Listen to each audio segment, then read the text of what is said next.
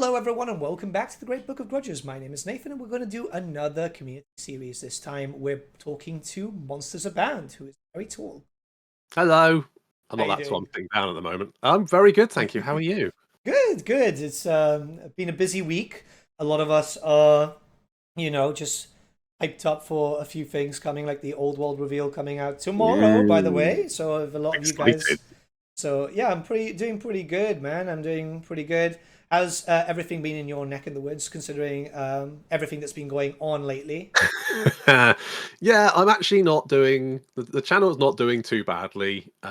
All things considered, I would have thought it would have dropped off a bit, and it has a touch, but not as bad as it could have been. And so otherwise, it's been fine. I mean, at least there's plenty of other games coming out, Yeah, I mean which is nice. that keeps us a bit alive. Because yeah, like you said, unfortunately, there's a little bit less interest. Well, a lot less interest in Total War at the moment.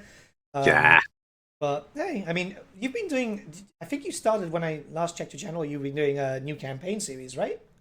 Oh, I start a new campaign series like every 12 days, I Wow. think.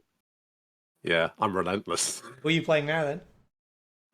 So at the moment I'm playing Manfred von Karstein. Am I playing Manfred? Yes, I'm playing Manfred, and I'm going to start a Be'lakor because I've never actually played Be'lakor before. Oh, really? Literally never played him. Never played in Realm of Chaos. First time, 2 years down the road, almost 2 years, I should say, since release, Hmm. and never actually touched him. So I was like, I'll give him a try, and he's fine. I mean, he's a fun character, honestly. I actually do enjoy his campaign. So it's It's like, just it's just weird that he's a warrior of chaos oh yeah, yeah. It's guy. I mean, his mechanic works in such a way that he's technically both, but it's still like, you know? Yeah, he's sort of like a bridge, isn't he? Hmm. He's sort of a bridge between them, but he's still got the Warrior of Chaos mechanics. Yeah. Just he has more access to demons, which I guess is, I mean, all of the Chaos factions are a little bit sort of meldy, I guess. But yeah, it's I don't know. I don't know how I feel about it, to be honest. It's fine, and I do like the Warrior of Chaos just having the Dark Fortresses and not having to like Yeah. paint the map, which I quite like, to be honest. I've decided I quite like having vassals to do all my dirty work for me and not have to actually put all the effort into conquering everyone who declares war on me. Yeah, it does make it a little bit better. Plus, it makes by having the Norscan vassals, I guess it does make them actually useful, you know? Yes, yeah, that did remind me of playing the Warriors of Chaos from Warhammer 1, Hmm. where you always started off in the top right-hand corner, and the first you spent about 60 turns just conquering Norsca before you ever went south. So every campaign was the same. It was like, right, I'm gonna have to kill all these guys, Yeah. and then I can get on with doing what I wanted to do. Which always felt a bit, I mean, I guess thematic because Archaon would do that, but at the Yeah. same time, it's always like, oh, I don't really want to trudge my way through Norsca for 60 turns. Yeah. I mean, it's nice that they've got like multiple start positions now, obviously, considering that Mm. we got a varied situation. And it's better. I think the one that suffers the most right now is Village because he's in that corner. And one of your Yeah. enemies is obviously going to be Zatan. You're going to be a bit like, I don't want to fight him. Though, mind you, that was fixed with a mod. Did you play? Have you ever actually used the Immortal Empires expanded mod? No. So it adds in a lot of area and it adds in a big chunk of the Eastern Steppes right above. So you actually get Oh, like right. five more Dark Fortresses to give you a better economy. Ah, that kind of makes sense. I've always felt bad for Festus in that he starts right in the middle of the Empire, Hmm. where you think, okay, great, I'm going to fight the Empire. But what you do is you take Middenheim, and then you go, right, well, I better go north now to Yeah, go and get an actual economy, and then I can come back down again. yeah. And that always felt just like, it's like, just put some more Dark Fortresses in the Empire. I think there's one at Nullen. Yeah, there's one Um, on Null, but like in all fairness, we should have had one in freaking Mordheim, right? Because that is a yep, chaos yep. conduit. But Put one it's there, put one in Drakenhof, put one in the mountains somewhere. hmm. Fucking just do it. Just fucking just put more there, because otherwise, poor Festus, he's got two, and then you're kind of thinking. Plus, he doesn't have any vassals either, unless you kick the snot out of those orcs and use them. But Yeah. It's an odd thing because like if you get other races to be your vassal, one that aren't chaotic, they don't really benefit from the chaos corruption. Instead, they actually get sometimes the issues with yeah, rebellions and so on. It's like, that could have been fought a little bit better. There's so many things in Total Warhammer that could have been thought of a little bit better. But Yeah. I mean, right now, obviously the game's not in a good spot, which isn't great, especially with constant mistakes. And I feel like we should get into everything. Had a statement from essentially the Total War boogeyman, and then we had a recent statement again, which led to a really quick apology. It at was least they're really getting their apology turn times around. I mean, that's very impressive. The speed at which that happened was very. Mm, It was I was playing because the statement came out, and then I was like, you know what, I'm feeling stressed. I want to play a little bit Return to Moria, which, by the way, if you haven't played, incredible. I love it. oh, really? Yeah, I've been really enjoying it. I haven't ended up doing a 2 a.m. stream with Legend for like 4 hours too. It was really really fun. But in between the first stream I did of that game, I I was halfway through it, and like chat blew up. I'm like, what's going on? You know, I'm like, this is a chill stream. It's like, oh, there's an apology out. I'm like, oh, what do you mean apology? It's like, oh no, why? It's like, oh. It really is like. I think Creative Assembly are probably at their lowest point ever at this. Yeah, it does feel like it. I feel like everything going on has hit them, like slapped them back down to reality, maybe. Yeah, my only. I think the only positive of this is the fact that the community has turned around and slapped them and told them to get their shit together. Yeah, And it at least seems like that's had some effect. We've now got hot fixes, which is great because before now we were expecting, patches every 4 or 5 months if we were lucky. Which just wasn't good enough when you had things like Decay not being able to properly recruit Croxagore when he's like the fucking Croxagore guy. yep, And I get it. It's it's a complex game. Bugs will happen. That's yep, fine. The problem is when bugs happen, you fucking fix them yep. when there's a fucking bug. You don't leave it for how long was it? Four or 5 months? I want to say 4 months. Yeah, and that's depressing.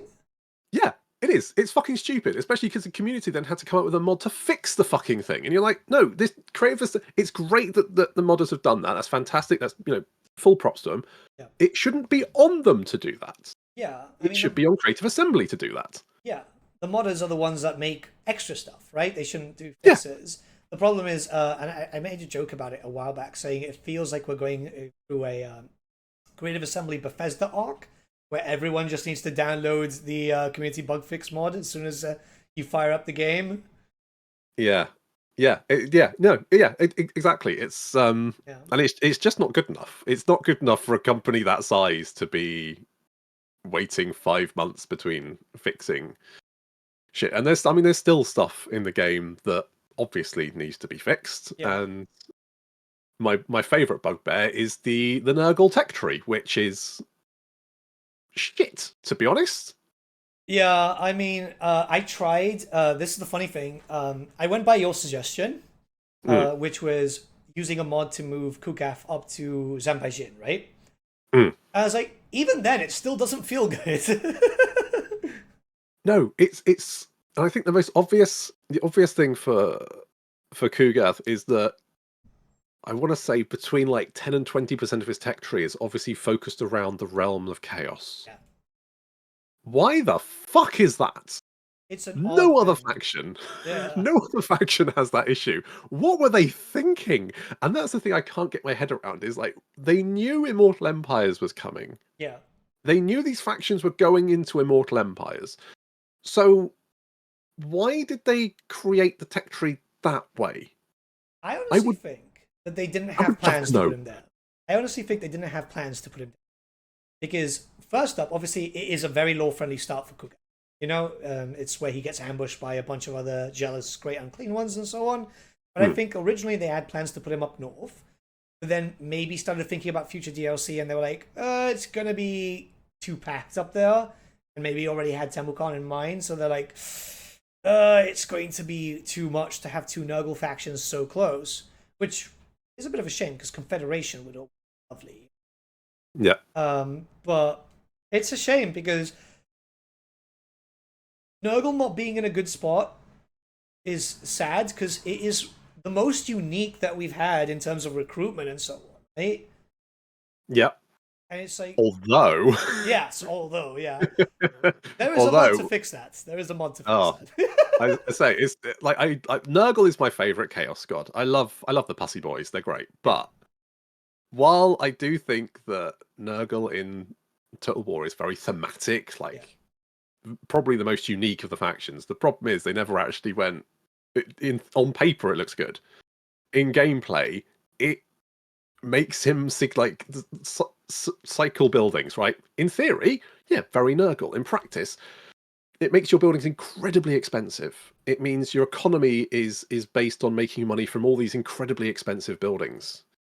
It's the only faction I've played where I've got to like turn 120 and I'm still trying to upgrade settlements I took 100 turns ago because I don't have the money to upgrade them because each one I can upgrade like one settlement a turn. yeah, And if I'm taking 2 settlements a turn, it's like, well, now I've got more settlements that I need to upgrade, and I don't have the money for that. yeah, Because you can't just build the money building and get a big influx. You have to build all the buildings. yeah. It is super odd. I mean, last time I played Kugaf, which was so long ago, I was basically just running armies of and it's like that's not fun, man. That is No. No, I heard you do it. You told me you were doing that and saying you weren't having fun. I was like, well, that's obviously you wouldn't have fun with yeah. it. It just sounds awful. I It had sounds... Cafe, Mantis of Morn, Darklands, Northern Chaos Waste, and I was pushing into the World's Edge Mountains, and it was literally just snugglings. It's like this is not good. Like people were like in my stream going just stop and play something else. It's like I have to do like for me my average campaign is around 400 turns, right? It's like I want to see this go to at least that mark, but I am suffering internally. You know, it's Oh, bless you. Bless your heart. Yeah, no, I just remember playing the I can't remember if you were part of that, but playing the 6-player yes, multiplayer, and I was playing Kugath, and because we were auto-resolving, because we only had like 2 hours to play, we were trying to get as far as possible, which I think we got turn 10 or something. something. But because we were auto-resolving, and auto-resolving was horrific at release, it was absolutely punishing. Um, I lost so many units that I got to the point where I was like, I can't recruit anything else. I had to ally with someone and building an outpost so that I could recruit 4 of their units. Yeah. Because otherwise, I had no Nurglings left. I had no other units. I was literally no way to recruit more units. I was thinking, this is bad, right? Like, if you get to the point where you're like, I can't recruit any more units, that's bad. It is it's something that obviously needs to be shaped, and obviously I mean we have Thrones of Decay, who knows when, and hopefully Nurgle gets fixed. My concern is obviously because they did say, oh yeah, you know, race updates for Shadows of Change. Cafe didn't really get that many changes. No. Like nobody really got big changes. It's like, well, we've now got a DLC on the way, which is 3 factions, which let's be honest, the Empire needs a rework, the Dwarves need their third and final rework, and Nurgle needs a rework too, which is like,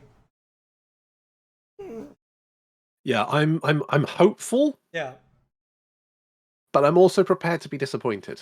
I yeah, think is where I am. I want to see like as much as people want to rage at Creative Assembly, I get it. And I think, to be honest, it's been healthy for people to rage at them because it feels like it's finally made them sit up and realize that they're going to have to do something about this rather than sit on their laurels. yeah. I don't want to see Total War or Creative Assembly go under because it's my favorite game franchise. I want to see it do well. So I'm sitting there going, come on, Thrones of Decay, don't be shit, please. I'm desperate for you to not be shit. But with the last, with Shadows of Change just making me angry in so many ways. Specifically, I think the thing that broke me was the final Ostankia battle. That broke me as a human being and a Total War player. Because I don't know if you've played it, but throughout that campaign, at no point does it array you against the Empire, and then that final battle goes, "Oh, the forces of darkness are coming." It's witch hunters. What? What the fuck is it, witch hunters? It makes no sense. Even the little blurb as you're going into the battle goes about the forces of darkness and mustering against you, and then it's the fucking Empire. I was furious. I was furious and confused. They, I don't know. They built up a lot of this is happening. Like if like the ebook, right, for you on Bo builds up for this massive thing between Zinch and Cafe. And we didn't really get that with you on Bo. And we didn't really get that with the Changeling. And it's like, why did you get such a cool writer to come in, write a story, and then nothing was built up to be that story, you know? Like, where is this all coming from? I think that's the problem with the Shadows of Change, in my opinion, was that they kind of just phoned it in. Yeah. There was no reason for a Stankia to be in Nagarond. And I think that unit diversity, faction diversity is important. I get that. Yeah. But there are good ways to do that, such as Marcus Wolfheart. Yes. Where he's an expedition. I get that, right? It's fine. He's sent an expedition. You get the blurb. Yeah. His DLC was all about the fact that and that's like, okay, fine. I can even accept they did exactly the same thing with the Bordello errantry. Yeah. Okay. But then Mother Ostanka's in Nagarond because he wants to protect Kislev. Like literally, all her voice lines are Kislev, Kislev. I'm like, but you're not at Kislev. You're literally on the other side of the world, my dear. You know, like she wants to defend Kislev from their longtime nemesis, the Dark Elves. Yeah. What? What the fuck? I think I even came to see you and said, is there anything in the lore where Kislev have ever had beef with the Dark Elves? Because they don't have that much of a fucking coastline. Yeah. Like, yeah, seriously, just like the Sea of Claws area where Erengrad is. I'm like, this is odd. And I remember complaining when we got access. It's like, this seems strange. I understand, again, like everyone else, faction diversity is important for different start positions because it gives you a variety of campaign.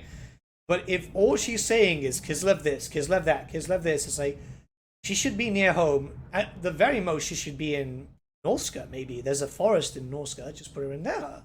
Yep.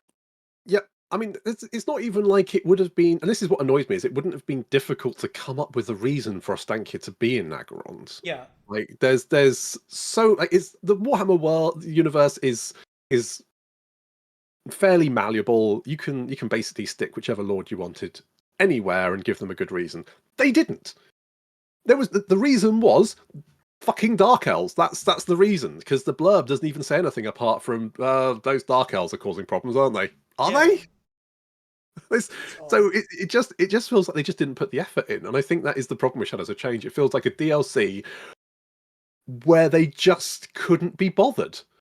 I think they were rushed because it feels rushed. Like they built up Yuan Bo to be the administrator, right? That's everything that we've known in lore since like the beginning of War. So it's like, why are you in Lustria? That should be your sister's thing, right? Like that should be Yin Yin. You could easily be there. And what could be done is they could have moved maybe Zhao Ming to be maybe in the Darklands to add a little bit of variety. Or they could have just done Yin Yin instead and pushed her into Lustria, which would make a lot more sense. I don't know about you, but I'm not going to send my administrator, someone who I feel is very important and obviously is like the right hand of the Dragon Emperor. Yeah, go risk yourself by going into Lustria and potentially dying, right? Yeah.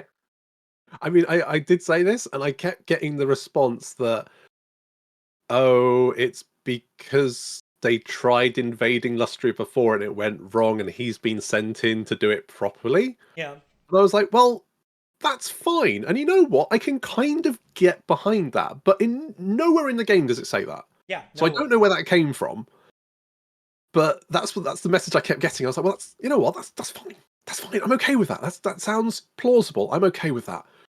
Why doesn't it say that? Yeah, there's that comes out from like statements that go to like other YouTubers, I guess, and so on. And it's the problem is like we shouldn't have to know this from other YouTubers. It should be in the game.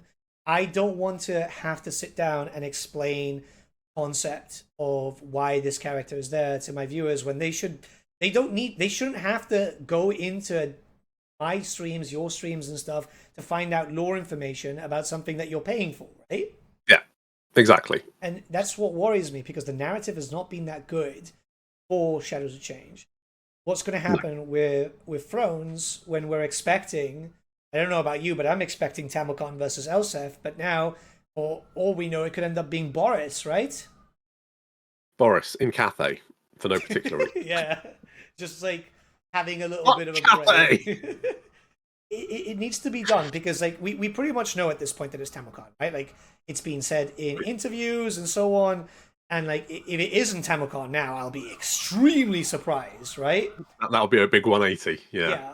And oh my god, so many sirens. Gibraltar's not that big. You've only got like 5 people living on that tiny little peninsula. Oh no, it's because I live right next to the hospital, and sometimes Oh no! they use the sirens just to go get their takeaway. It's like this is a thing that's been called out publicly before. Jesus. Yeah, but like if it's Tamilkon, I'm expecting the Throne of Chaos book, right? You're expecting that story. Yeah. And I'm kind of worried that we're not going to get that story because they've decided to do 3 races. Dwarfs don't really fit into that story. Yes, it's a bit confusing, that one. Is it definitely dwarves? Yeah, Empire, Dwarfs, and Nurgle.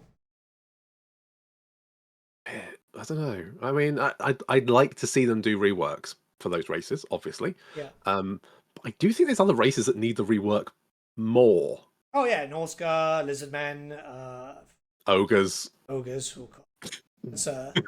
It's why I was actually really happy that we ended up getting Ogres instead of Chaos, because that would have meant that the Chaos Dwarfs, one of the most anticipated races, would have needed a rework. Yeah. I mean, the Chaos Dwarfs are great. I genuinely think they are a really well thought out faction, really interesting, absolute bastard to play against, especially if they bring 5 Dreadquakes to the battle. Yeah. But it's definitely a really cool faction that I think was very well received, which makes Shadows of Change just such a confusing gear shift to go from this to whatever the fuck that was. Yeah. That just had so many glaring points where you just thought, you haven't done anything. Like I still don't understand why Ostankia's got those weird chaos monsters with her. That's my big issue. That I especially when it literally says, like, in the unit cards, it's like, oh yeah, this is a creature of chaos. It's like, you should not be here then. It's like, give that to the Beastman instead, right? It makes more sense with the Beastman, doesn't it? No, it does. But if you had Ostankia sort of like using, she's fighting fire with fire, right? She's using chaos to fight chaos. You kind of go, okay, see that, and then that would kind of explain the Empire stuff at the same time. But there's nowhere is that kind of pulled into the game. Yeah. In any sense, I don't get the idea that she's using chaos to fight chaos. The thing at all. is, lore-wise, we know that is a thing, right? It is possible to bind demons and so on, because we've heard that from, interestingly enough, Araby. Araby, the Jinn themselves are actually bound chaos demons. And for me, I was like thinking, well, why did you just take that from Araby? Why didn't you just make something new instead of, now everyone gets to do this? Am I expecting this Bretonnian damsel now binding bloodthirsters and turning them into, I don't know, demonic unicorns or something? Thing is, if they made Ostankia a character who can like successfully use chaos to fight chaos, like, because it's always like, oh, I'm going to bind this greater demon, this is going to go great, and it never goes great. But if Ostankia was the one person who go, no, I can fucking do this, and I will fucking boss it as well. Yeah, that would be really cool to have that. But that's not who she is, as far as I can understand from the little amount of blurb that you get for her. Well, they did nothing for her. Like, they went really hard on telling us, she's not Baba Yaga, she's someone else. You go into her unit card, and it's literally Baba Yaga's lore from the 2nd edition roleplay book. I'm like, how is this a thing? How is this becoming? It's not this, but we're copy pasting it. And it's just it's odd to me why this keeps happening. It's very obvious there. It worries me about the future, because it's like, is this just going to be the same thing? Are we going to get, I don't know, not Marius Leitdorf, but it's clearly Marius Leitdorf, Yeah, I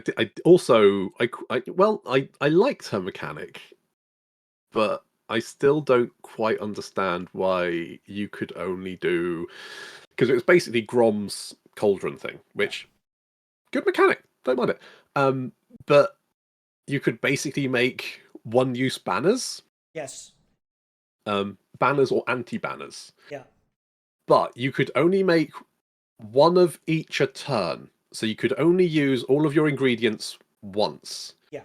That meant that every turn you were then going, okay, I'm going to make that one, that one, that one, that one, that one, that one, that one, end turn. Yeah.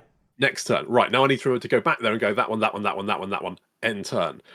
And the fact that you could also add additional ingredients to alter them, but you could never be fucked to do that multiple times. See, I did mostly because there were certain points when I was pushing up and I was dealing with, say, for example, I dealt with Malice, right? I did a battle where I didn't actually get into combat with Malice because his army was deleted. I was like, this is too strong, man. This is too strong. But it did make it easier for me to just basically push. I didn't even teleport to Kislev. I fought my way to Kislev. And the fighting was very minimum. It was just bosses. Yeah, because you've got the Akshina, haven't you, who basically just delete everything. Yes, the crossbow unit that is better than a sniper rifle, which is just odd. But hey, it's either that or just using spiders, and nobody wants to use spiders. No, exactly. You get such a small unit pool for. It's just such an odd thing. But she does have the most powerful mechanic in the game, which is being able to teleport other armies. Because what I did was Malekith was quite strong. So what I did was I teleported Malekith and all of his armies over to Cathay. Because the problem when you're fighting the AI is if you kill an army, they will replace it almost immediately. Yeah. But if you've teleported them all to Cathay, they just have a long fucking walk home. Oh yeah. So they've got no one to defend them. They'll use the player bias to focus on you, so they have to move that character back. Yep. So you just end up with this long trail of like Dark Elf armies suddenly making their way across the world, and they're like, "Well, now your cities are completely undefended, so I guess they're mine."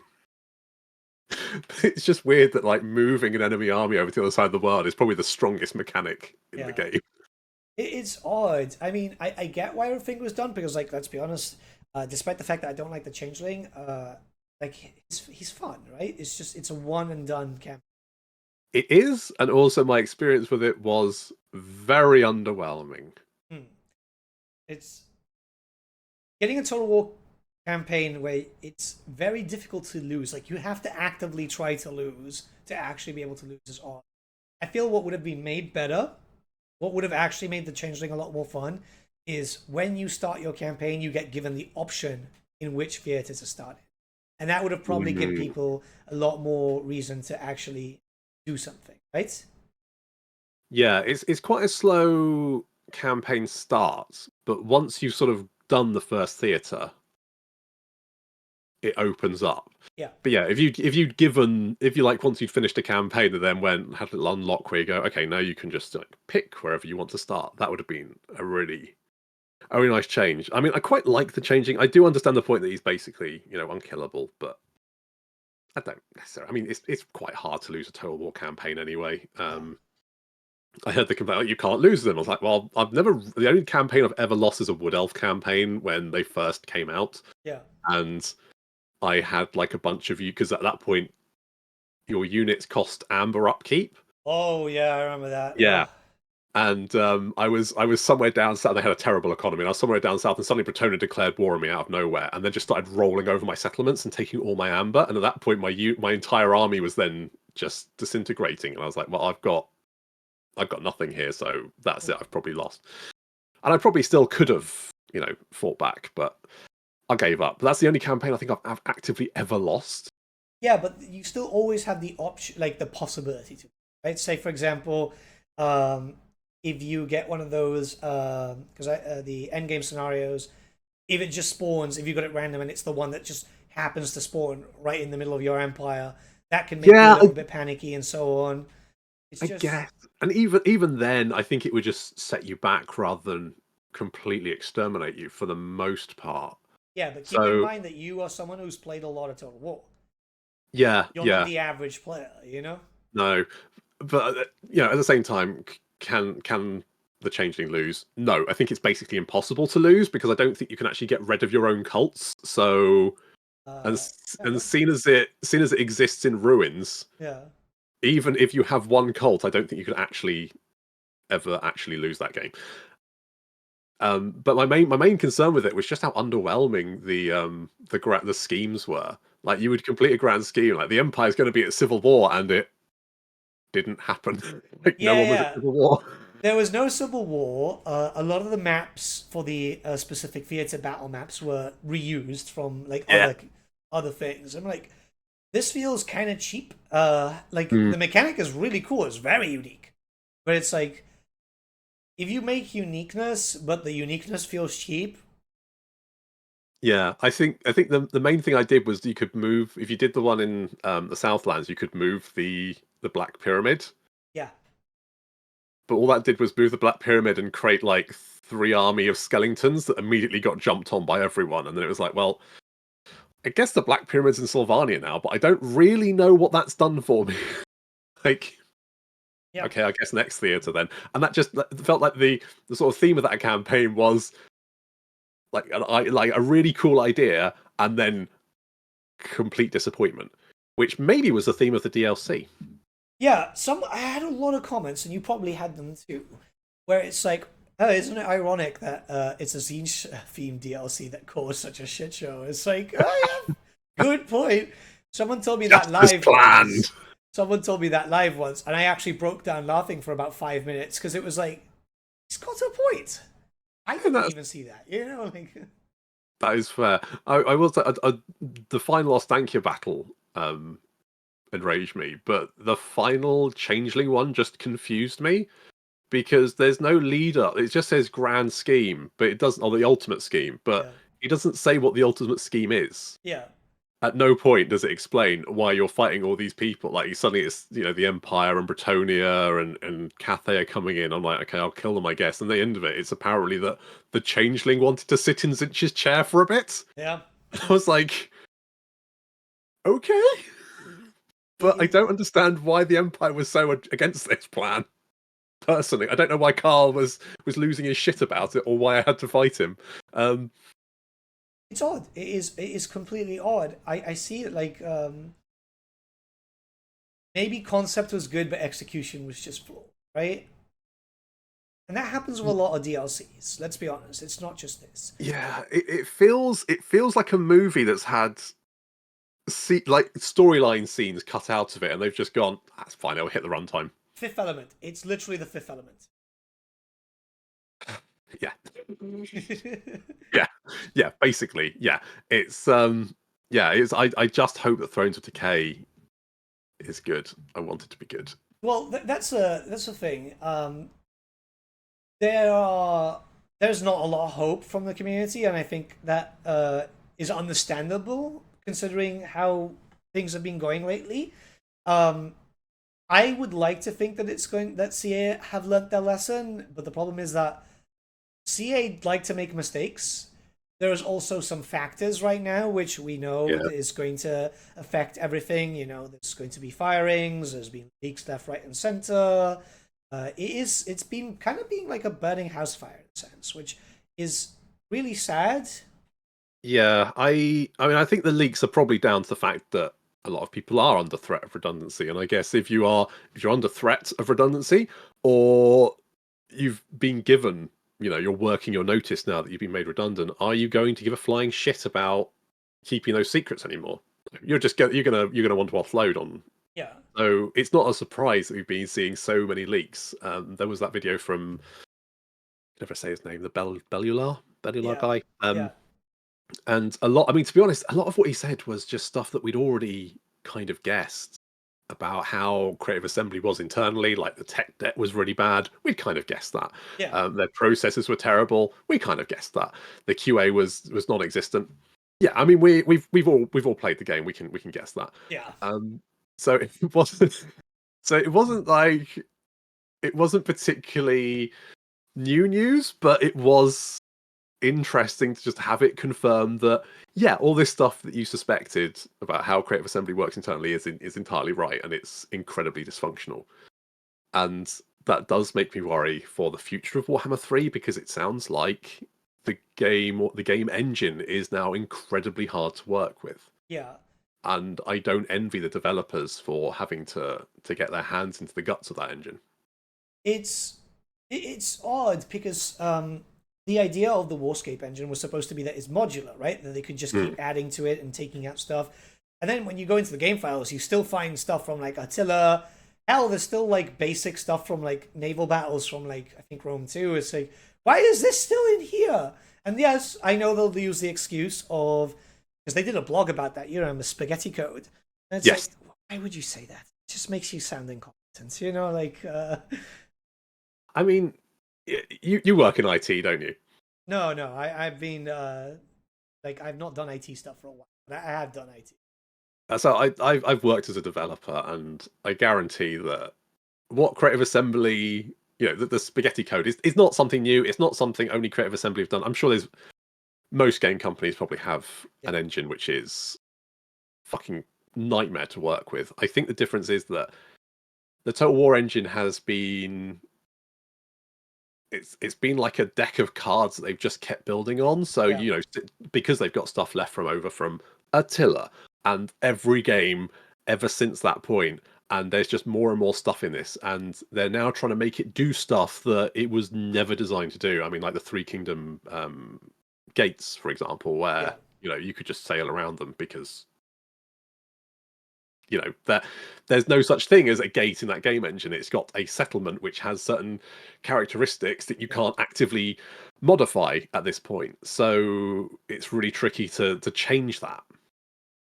So I don't think this is something that Creative Assembly are alone in doing. I just think it's the amount of time they've been using the same game engine and never refreshing it, because it sounds like they just take a branch from an existing game to then build the new game on top of, because that's the quickest way of doing it. But of course now you've got a branch from a branch from a branch from a branch, and it's looking a little bit ropey at the end.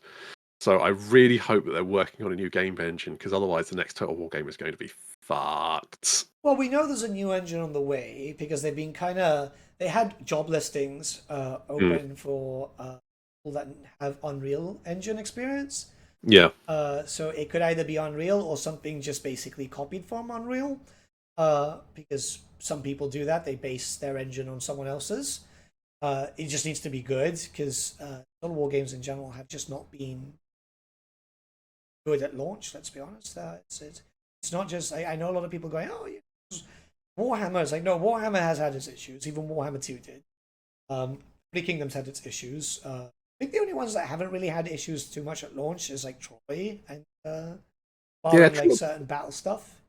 Yeah, Troy was fairly solid overall. I mean, it had structural issues, but there was no actual, There was no game breaking stuff. It wasn't like No, Rome 2's launch, it was no. Rome 2 was a particular low point, I think. And again, the community slapped them down, told them to get their shit together, and they did. So, well, they got their shit together because the people who fixed Rome 2 were actually CA Sophia when they got bought in, because CA bought them and they didn't have an active game, so they're like, oh, just do Rome 2, which is incredible, to be honest. It shows why so many people like CA Sophia so much. They're able to see the burning house fire and go, okay, let's pour some water on it.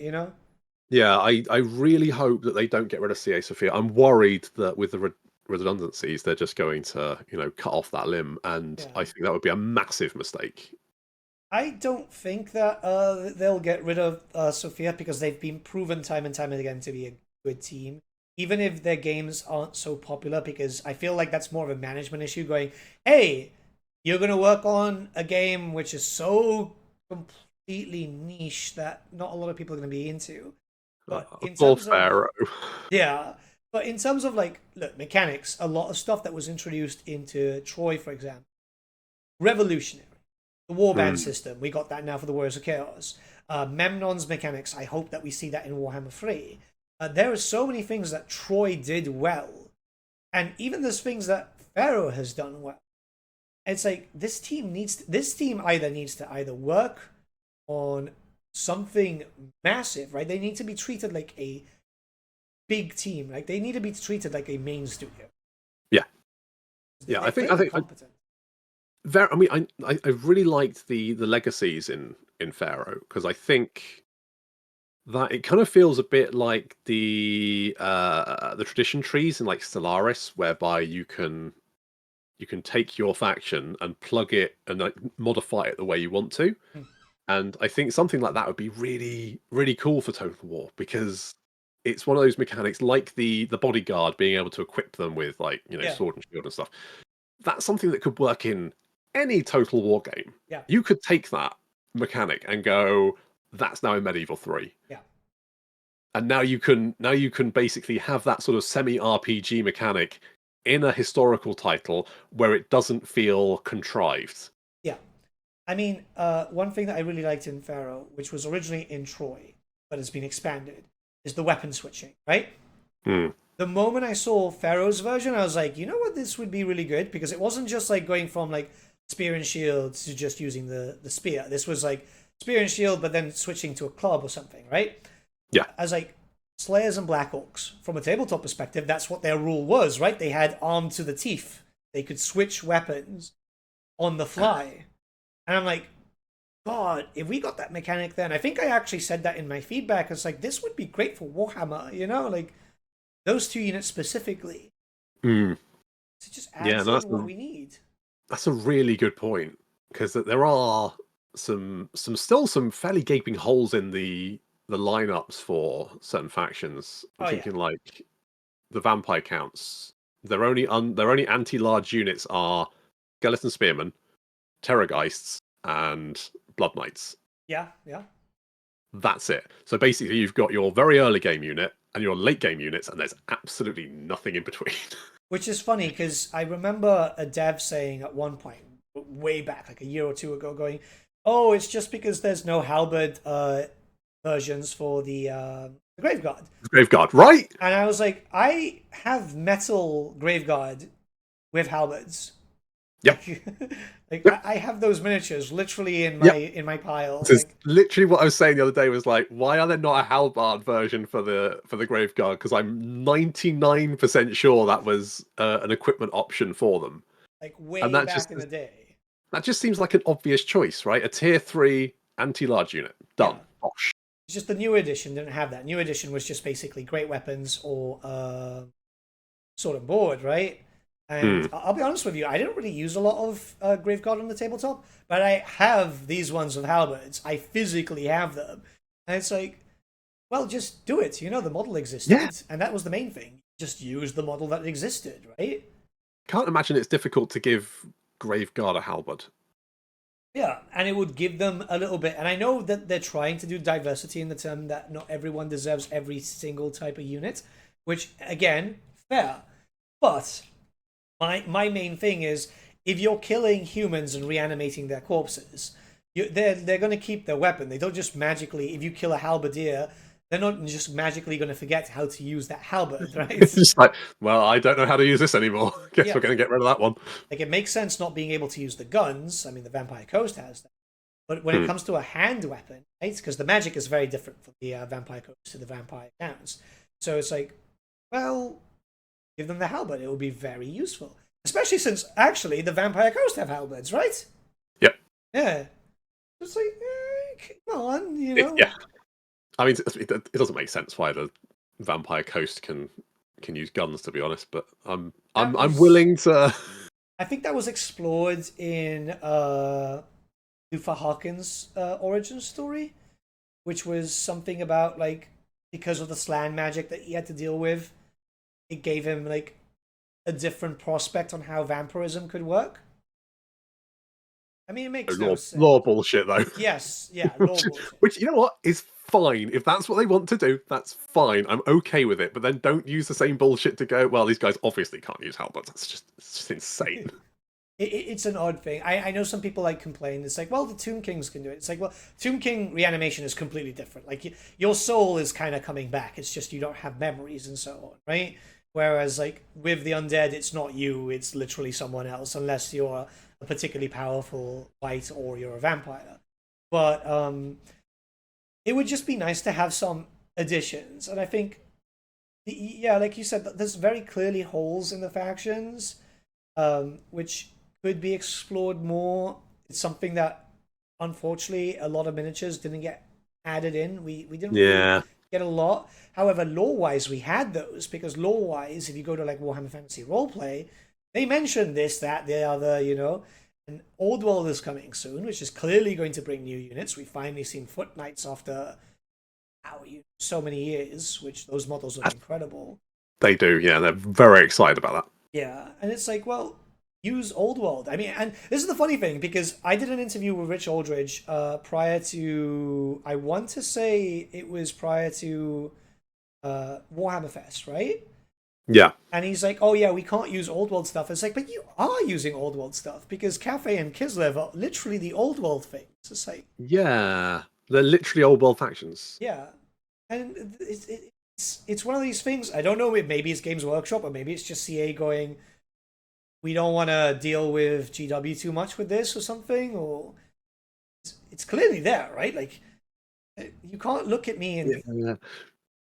can't show me those Kislev models, like the Kislev new stuff, and go, yeah, that's Warhammer Fantasy. It's like, no, because the Warhammer Fantasy version of Kislev was 6th edition, and that was a supplement with like 40 pages, right? Yeah. Yeah. I still remember the Kislev section, the only Kislev units being in the Empire armies book, and it being Yes. something like you got the winged lancers, you got the dervishes, and you got Katarina, and that was it. That was your three You had some Corsairs on foot also, Corsairs on foot. and a foot character. Boris was there too, which I have that model actually. I was thinking about painting that up soon. Catherine, Ah. funny enough, Catherine was mounted on a horse, right? Yes, she was. Yeah. But the lore there mentions like, oh yeah, she uses a sled and so on. And it's like, so they're doing the Games Workshop approach, just giving you the rules but no model, you know? That sounds about right. Yeah. So many times. It's just odd because I want to be hopeful for the future and I get kind of worried. Obviously, a lot of us have been pessimistic, and it's not just the creators, it's the fan base too. Because again, Shadows of Change wasn't good. We're looking towards Thrones of Decay going, oh boy, I can't wait to see 2 units each faction. You know? Fingers crossed. Because like the Empire isn't really missing much, right? Barring, No, I can't really think of anything, to be honest. yeah, I mean, gunpowder units would be cool. It would be good to get Ironsides, but then again, that's just literally handgunners with heavy armor, right? What about that big Marienburg land ship thing? Well, that's the thing. It would be cool, even though it's got nothing to do with the Empire, because that was a loner. That was the thing, right? So it's like, Just give us the land ship, you cowards. yeah. And in the Throne of Chaos book, actually, they show artwork of very heavily armored horse riders, but with guns. I was like, that could be a thing. It was never a model, but the art exists, right? Yeah. It's something that Nurgle, there's loads of options. Funny enough, obviously, we've already been getting Throne of Chaos stuff from Nurgle. From launch, we have the Plague Toads and the Pox Riders, right? But there's Plague Ogres. Yeah. There's the Bile Trolls. Toad Dragons will probably, if it's Tamacon. I want a Toad Dragon, I want, yeah. Like, if it's Tamacon, which all we're expecting it. I mean, again, if it's not, I'm stupidly surprised. We'll probably get Toad Dragons as single entities, which would be cool. Yeah. I mean, I love the idea of seeing single. It's such a pretty model. Well, not pretty, but you know what I mean, right? Like, It's a nice looking model. yeah, one of the It's best. well sculpted. Yeah, I think that was Trish, right? Like Trish Carden. Think so, yeah. She did a lot of the monsters, didn't she? She did, and it's such a shame when she left Games Workshop. Tell you what, Yeah. I have nothing but respect and love for everything. Like, she did the cockatrice model, you know, in the tabletop. Yeah. It's so pretty. I think I watched an interview with her recently, and she was like, she got into it because she was sculpting jewelry, and she was sharing an office with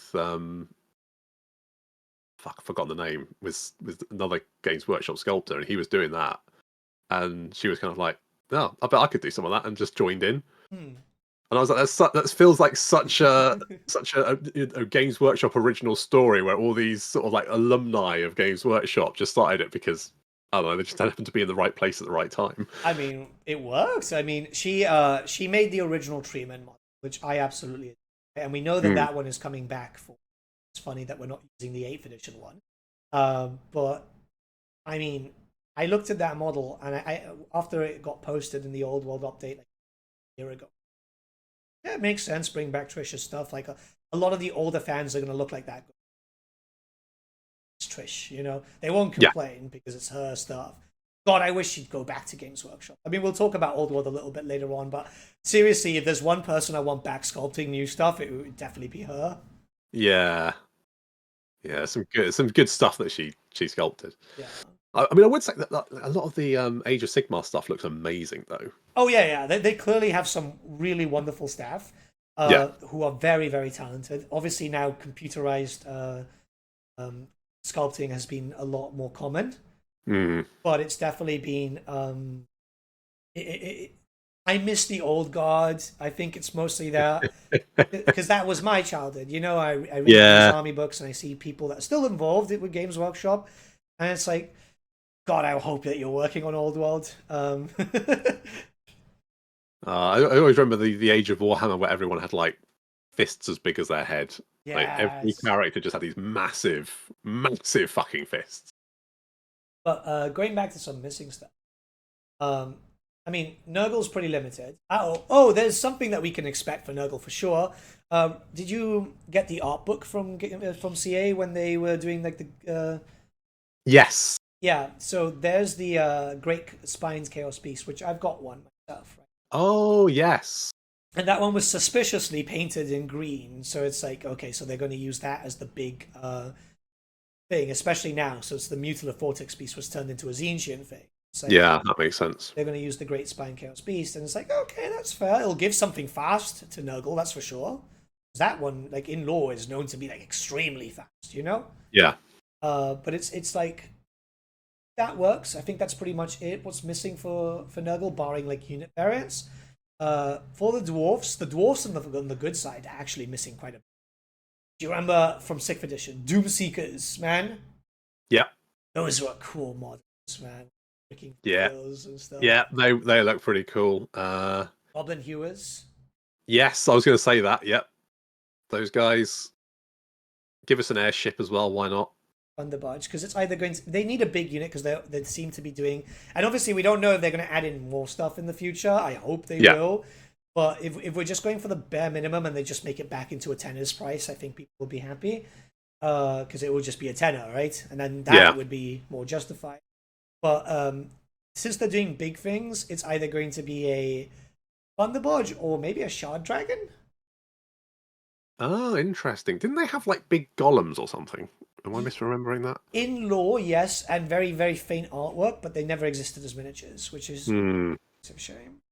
Because I feel like they could have used golems.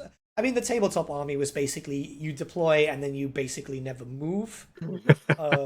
Because you were the fortress. You literally held back. If you didn't move and they attacked you, you had a +5 shield save instead of a +6, you know? So that already gave you a better ward save than most people would have, you know? Yeah, exactly. Yeah, I say when I was growing up, the only opponent I had collected elves, so I always fought elves. Kind of got PTSD from that fucking elves, So wood strong. elves, high elves. Just had to deal with all the problems because they were always quite good. Yeah, including every game as well. So in 40k, he collected Eldar. In Blood Bowl, I had to play against Wood Elves. I fucking hate Wood Elves. In Epic, he collected Eldar. Basically, every single time I fought a battle, it was against skinny spandex wearing assholes. So, it's funny that you say that because I just recently stripped down to repaint a bunch of war dancers. And their model was basically spandex. Fucking hate my proudest moment in Blood Bowl was when I caught his war dancer. It was his star player, basically his star player because he's scored so many fucking touchdowns. And I caught that guy, got him on the ground, and I kicked the shit out of him until he died. Nice. I felt so good for myself. God, I love that. Proudest moment, core memory. But yeah, I mean, I don't think there's much missing for the dwarves unless they actually do something like unless they go into Old World, if there is new stuff for Old World for dwarves, which Yeah. they're our core faction, they should be getting something new. There is literally not that much, barring just like Lord and Hero variants. And this is where we're at that point in Warhammer where we are nearing the end of the life cycle unless Creative Assembly go, yes, we're going to start using all this stuff. You know what I would like to see? Some way to nullify magic. Yes, like a proper dispel. Yeah. My thought is obviously a dispel would be tricky to do, but whether you could just have a shield or something that you could just drop on an area of the battlefield and go, minus 1,000% magic damage. So any kind of magic damage just gets nullified in that area, which I think would work quite well, to be honest. The dwarves, even though they have some magic resistance, still get fucking twatted by spells given half the chance.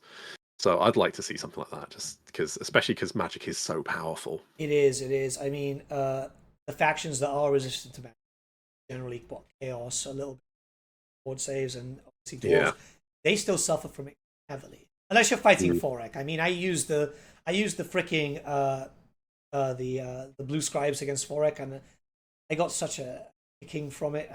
He is terrifying. So I think that's the only faction I'm actually fighting against because he's just so strong. I never really ever. I mean, he's so far in the south, isn't he? That unless you start down there. But I was playing as Hyros. Yeah, no, yeah, he can be. I don't know how I feel about Kairos' start position because they changed it, didn't they? He used to start in the Southlands, and they shifted him over to the it was southern literally just like 1 point downwards. Yeah, it's better. I think it's much better now thanks to Shadows of Change because he gets the Zangors at tier 2. The Zangors are really freaking tasty, man. They are really good, yeah. Yeah. So I actually did a stream of Kairos because we had the 75 turn thing, right? Limit. I was like, well, that's not good for me because I like doing 8-hour streams. So I was like, fuck it, man. I'm going to play Kairos and see how it goes. And I asked, I was like, yeah, you can use all the new units. You just can't play as him post 75 turns for Changeling. So I was like, yeah, fuck it, man. Let's try it. It was much better, I could tell you what. Moment because you get to tier 2 in 3 turns because you already have the building at tier 1 and you have your main city at tier 2 or tier 3, so you can already upgrade it from the very first turn, or you need 1 turn extra. So for me that was like, I'm gonna try it out. No problems with Oxyodal, no problems with Tackler. So I'm like, wow, I'm just steamrolling, this is incredible, all thanks to, unfortunately, recolored goats when they should have beaks because the unit card says they have beaks. Don't get me started on the fucking beaks. Of course they should have beaks. What were they thinking? Giving them... It worries me, and I said that in, I think, my interview, my review. Is like, I understand why they went for that in with it, because at the end of the day, maybe just rushed. And technically, another Warhammer Fantasy company, which is doing that mobile game, Chaos and Conquest, right? Yeah. They use that exact same look. But what worries me is like if we get Pestigors, which actually we didn't mention Pestigors, but like since we got one God Touch Core, that's probably going to happen for makes sense. Decay.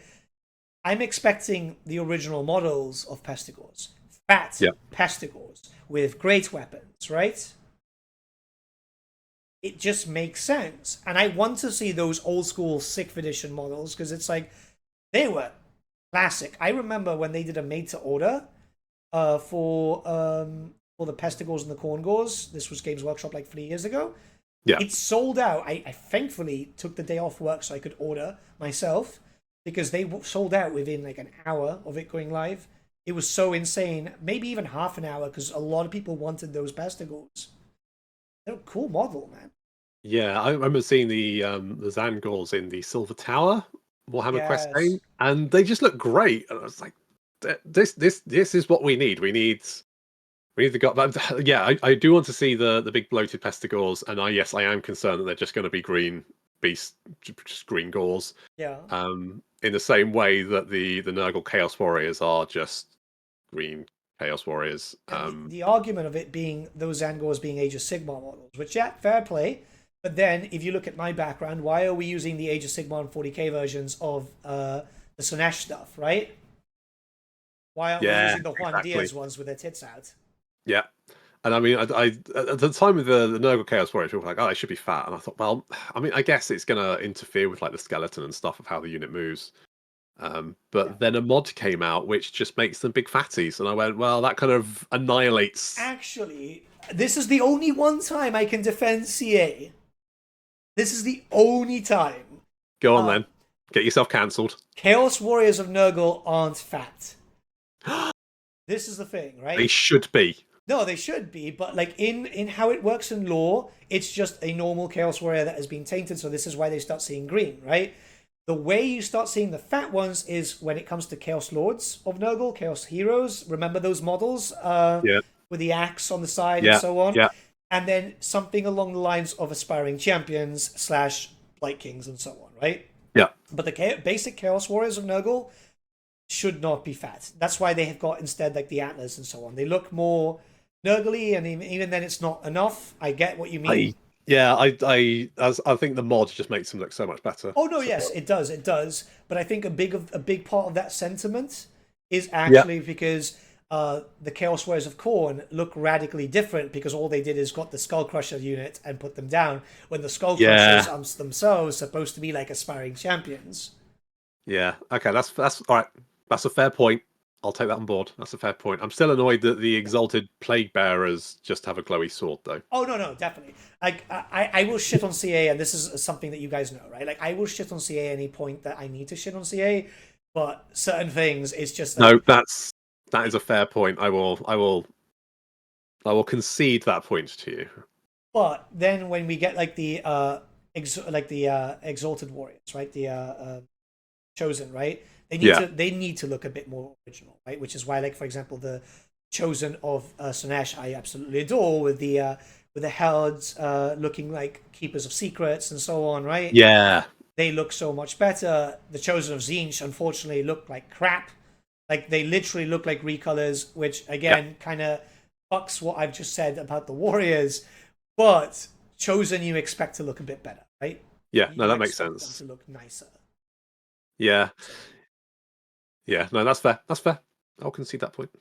It's an odd thing because again, actually, this is a really curious thing. Why do you think we didn't get an aspiring champion for Tzeentch? That's a good question. Because there's a clear empty spot when you play the Warriors of Chaos and you go to the Tzeentch area, right? Same with all the four gods. We should have had something new, especially since we did have something new with Doom Knights. So what's missing there, you know? I genuinely don't know. It's odd, right? Like there is a clear area there going, and maybe they've got that plan for future DLC, which could mean why Shadows of Change was so empty. Potentially, yes. Yeah, it did feel light on content, didn't it? Yeah. I hope that they've heard that. If they haven't, if they haven't, it's the end. If they haven't, it's literally the end, because you what's the thing? You know, fool me once, shame on me. Fool me twice, shame on woo. Yeah, I what I was disappointed with was not seeing much free LC stuff. Like we obviously didn't get a free LC Lord. No. And I don't think like we need one. But with the price increase, it would have been. I feel like if you want to try and cushion that, and I feel like they should have. Yeah. Then going, but here's a free Lord would have mollified that significantly. But I get the suspicion that they weren't expecting quite the backlash they got. Which is why we got that, terrible statement that dropped, and then that caused yet more drama, and that statement itself felt very rushed. Oh yeah, that took 2 minutes to write. Yeah. The problem is, right, like, how would you, because I'm fairly certain developers would have been going and looking at the content as they're making it, going, this isn't enough, and then some manager goes, no, this is enough, let the pay pigs pay, you know? Yeah, I think for all people going like laying into creative assembly, I think it's the management more than anything else. Yeah. I know people were, gleefully seeing Hyenas getting cancelled. I don't I think it's a bit of a dick move to cheer on the fact people are losing their jobs. I get the fact that it was a terrible decision to greenlight that game, but I don't think that anyone that greenlit that game is going to be someone who loses their job. I think people weren't cheering about. There's a few people cheering about people. That's fairly certain. But I think people were cheering about hyenas being killed off because nobody asked for hyenas. Like it's come out like 6 years too late. It's kind of funny actually, because very recently there's been another game which just had a test and it was absolutely massive and it was very hyenas like. Oh my god, what's it called? The something. I can't remember what it was exactly called. But they just recently did a test. I remember seeing it. Actually, give me 1 second to get my phone and I can tell you exactly what it is because it was very similar.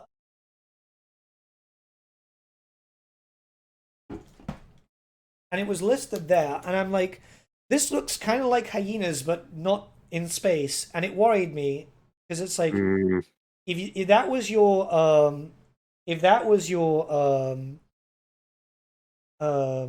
competition, the finals.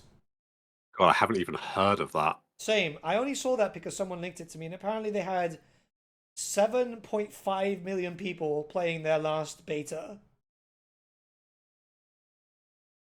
Jesus, that puts hyenas in perspective, doesn't it? Yeah.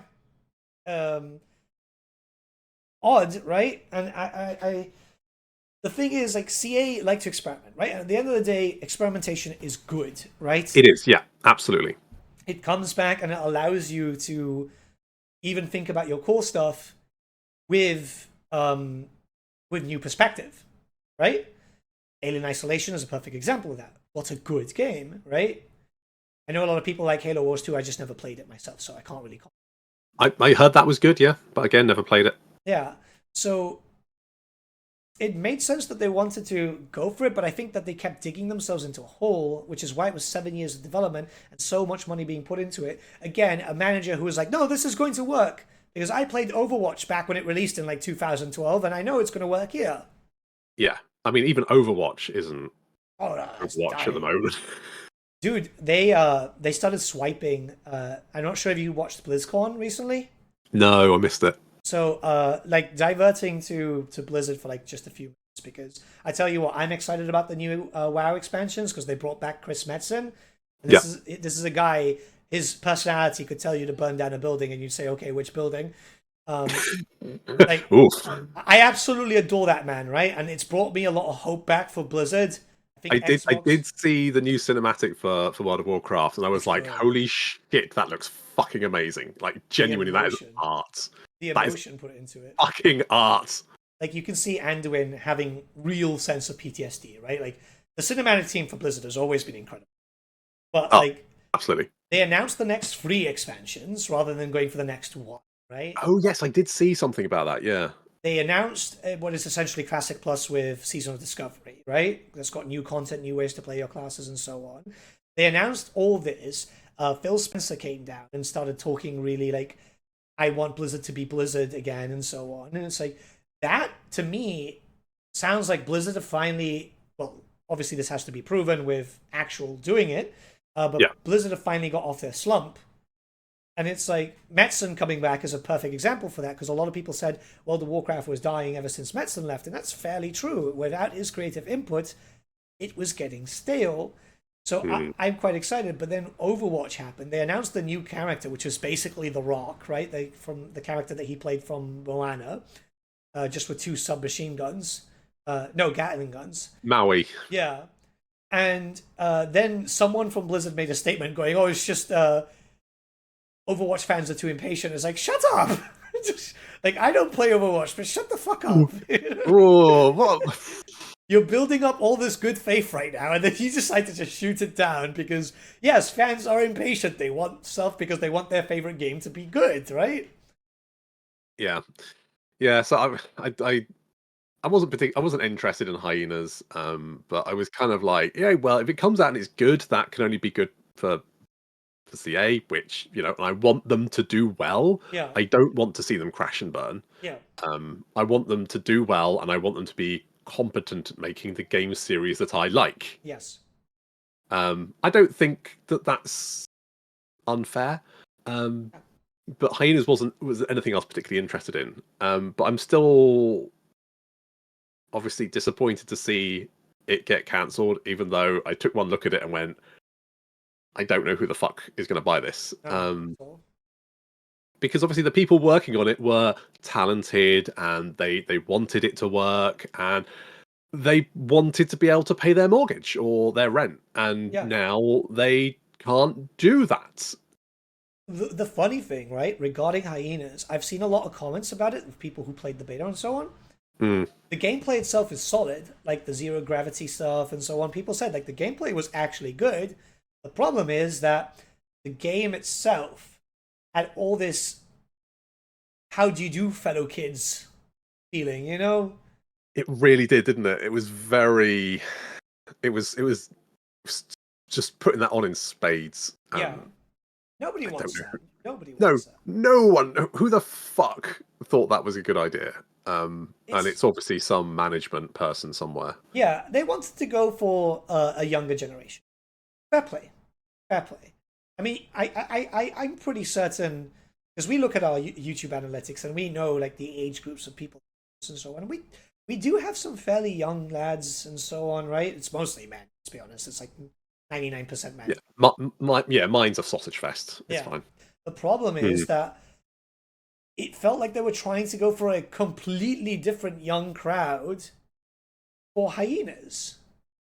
Yes, it felt like they were going for a crowd that was young roughly 10 years ago. Like they'd aimed it at the sort of theme was aimed, the theme and the message were aimed at different age groups. And there was very little crossover there. Yeah, it was the TikTok. That's what they were trying to get with Hyenas. They were trying to get the people. No offense if you use a lot of TikTok, by the way, guys, but like it's the people with like the attention span of a 7-second video, and that's it. And people just dancing to music and doing. Yeah, I'll be honest. Now, even I've got some nephews, one of which is 14, and I said to him about TikTok, and he just went, "Who uses TikTok anymore?" Yeah. So I think even the TikTok generation is now sort of entering the 20s, and anyone who's a teenager is just like, I don't use fucking TikTok. Yeah. So it's odd when that is the demographic they want to go for, when what Total War's demographic and in general CA's demographic should either is like, history fans, warfare fans, and so on. Yeah. Or maybe it doesn't matter to do a little bit of horror, right? Like what they did with Alien Isolation, because at the end of the day, that is still kind of linked up. It's a monster. It's high intensity game because it's I shit you not, my heart rate spikes up when I play Alien Isolation.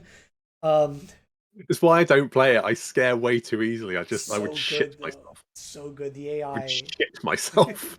I honestly, you would probably like to do like a stream of that. You'd probably get like a lot of people watching for Probably. that. I was thinking Halloween. I should like stream something scary, and I was thinking Alien Isolation. Before I went, no, I don't. I watched Aliens when I was way too young, and I scarred you for life, right? Oh, seriously, my entire teenage years, I was just shitting myself about Aliens. So it's just like they've clearly got that, but like I get like because like Blizzard have done, right? And loads of other companies do, where they try to diversify their fan base. But the problem is that if it completely changes what the company is, it's going to change you fundamentally. Yeah, I think I mean obviously it was in a completely different team doing because it was the console team, wasn't it? Doing yes and Hyenas. no, because people were bleeding over. The problem that Creative Assembly have is that they will get someone from one team, throw them to here, throw them to there, and it's like they keep moving around. It's like let them do what they're good at, right? That's the main thing. Yeah, I mean, there's going to be. I mean, there's someone's going to see the other team doing something and go, "Oh, if there's a spot, I will move over." Yeah. There's also that potential chance of someone going, "Well, we need this particular skill set for this game, so therefore you're going to do this now." there's always going to be that sort of switching backwards and forwards between teams. So I do think that Hyenas probably did have an impact on Total War development. Yeah, for sure. I don't think it was huge or massive, but I think there was probably, they were probably sharing resources in things like QA and probably art and stuff like that. So I don't think Hyena's death is necessarily going to make things better for Total War. I think what's going to make things better for Total War is that backlash, is people turning around and going, if you keep doing this, I'm not going to buy your game. Yeah. Particularly now that they've only got that one game. Yeah. Holding the entire studio up. Which is, you know what, it's very fair. Like, the fan base is more in the right to say that, because, you're here clearly for one thing, right? I'm here for Total War. My bias is towards Warhammer. I think everyone knows that, right? I want to see more Warhammer content. I don't. Wait, you're a Warhammer guy? Yeah, exactly. Those tattoos are nothing, right? But it's those things where I don't mind Warhammer funding other projects, as long as it's not taking away from what Warhammer actually needs, and doesn't make us essentially have to have a review bombing session, which is still continuing to this day, by the way. Yeah, down, what was it, 28%, I think it was last I checked, or something? Yeah, and as more problems come out, more leaks and so on, it's leading to more review bombs. I mean, fucking hell, Fall of the Samurai started getting review bombed yesterday. I'm like, what was wrong with Fall of the Samurai? That was actually a good game. Great. It's fucking great. No one should be review bombing. I understand review bombing. I think going back and review bombing older titles, I don't really see the point. I get people are angry at Creative Assembly. I get that. Yeah. I don't know. It's like, I mean, I know there was the backlash about them banning people on the Steam forums. My God, dude. I had to step in. Did you? Yeah, because they banned the modder, right? They banned the guy who's got the new artifacts mod. This is a mod with 80,000 subscribers on that mod, right? Oh. And I'm like, I saw that, and a bunch of people were tagging me. I'm like, hey, what's up? Can I just get the full information, or I'll message, because I've got a few friends at CA, in the developer side, right? I was like, hey, this guy's really popular. I saw what the fuck are you doing? Like, his comment was pretty much just memeing on shit. I don't think it's needed to that. And I told them publicly on the Reddit too. It's like, hey, I'm not trying to cause drama. I know, like, because people were tagging me, just like, make a video on this. And I'm not going to make a video. What I'm going to do is I'm going to communicate, because I feel like making a video is just going to add fuel to the fire. Let's try and see if we can get a solution. And he got unbanned. So I'm really happy about that. I'm happy that Creative Assembly listened to Voice of Reason. What happened there is that the community team were becoming reactionary, because as the statement came out, things flared up really badly, right? But it's like, why did he get banned in the first place? Just like, ignore the fucking forums. Every other developer ignores the Steam forum. They don't exist. They have them up because you legally have to. Just ignore it. It doesn't have to exist unless someone's like threatening people, Yeah, I get that the Steam forums are a cesspit, for the most part. Same thing as the official forums. Every forum is a fucking cesspit, right? Just pretend it's not there. Yeah, but I think they were too heavy-handed. I can understand that if you have someone coming in and asking an honest question and just, how does this work? And the responses are all about just slagging Creative Assembly off. Dude, some dude got fucking banned because he was asking for a future game. Yeah, see, that's bullshit, isn't it? That's not as... It's way too... I think, it was reactionary. It's I think Creative Assembly are in panic stations at the moment, because obviously they're seeing all of this shit hit them with good reason. Yeah. And they've got no response for it at the moment, particularly because it sounds like Thrones of Decay has been delayed. And so we're not probably going to see anything this side of Christmas, and they're just dealing with all that shit. Yeah. And I can totally understand how, if you are under threat of redundancy, your friends are at threat of redundancy, you're dealing with all this, and being a community manager must be a horrific fucking job. Oh yeah, at the best of times. I mean, I follow the WoW stuff a lot. And I know how, like, for example, the forums in WoW are much worse than ours, believe me. Like, oh my god. Like, And I mean, like, ours are bad, right? But those are, Yeah, I oh can man, imagine. horror show. But like, just you can't ban people for just asking. It wasn't even like the typical "give us med free, you bastards" and stuff like that.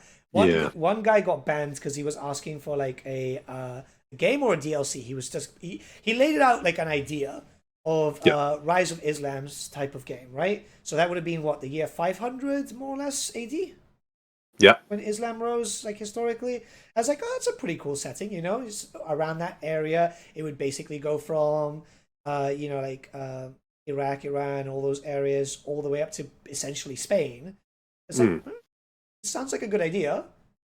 It's a historical thing. The guy got banned, and like was asking, like he was giving an idea out. It's not like he did anything wrong, right? Yeah. It's that. The only thing I can think of is they were under so much like stress and pressure. They just went Everyone was mad, caught in the crossfire. Yeah, because I saw, which then generated more stress and yeah, because like even people is one thing, and I know a lot of people don't like to acknowledge this, but there is a lot of toxic positivity there too. yeah. And even the toxic positive people were getting banned too. I'm like, oh, this is weird. Like I was watching, I was refreshing, going, what a shit show, man. Like, I don't. I mean, I'm glad they rode back on it, but at the same time, it shouldn't have happened in the first place. no, it shouldn't have happened. It's one of the things that everyone got heated. I think it was also us as a fan base. You know, like the fan base were angry, and it's the stress, like you said, the CA staff on the fear of redundancy and so on, and then the fan base going, "What the fuck is going on?" led to everyone like attacking each other, Yeah. which is not healthy for everyone, right? Like, No. what we need No, from Creative Assembly is proper. Actually, the second statement, not the the third statement. So many statements. The apology. In the comments, the dude started replying to people, right, which I thought Yeah. was good. But then there were certain things like saying, "Oh yeah, we will mask off about the situation." It's like, shut up,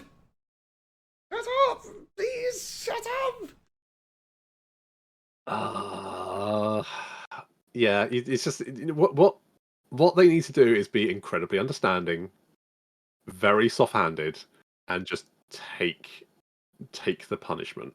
Yeah, And I don't think they should take abuse. yeah, They don't need to take abuse, but they need to accept that people are not happy, and they can't talk their way out of it. They're yeah, just going to have to let people offload, and also take that criticism on board. yeah. You know what I really think needs to be done?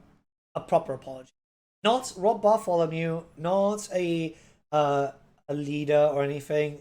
Someone who's either in the front line should write it. You know, Yeah. someone who knows how we feel and likely feels the same way.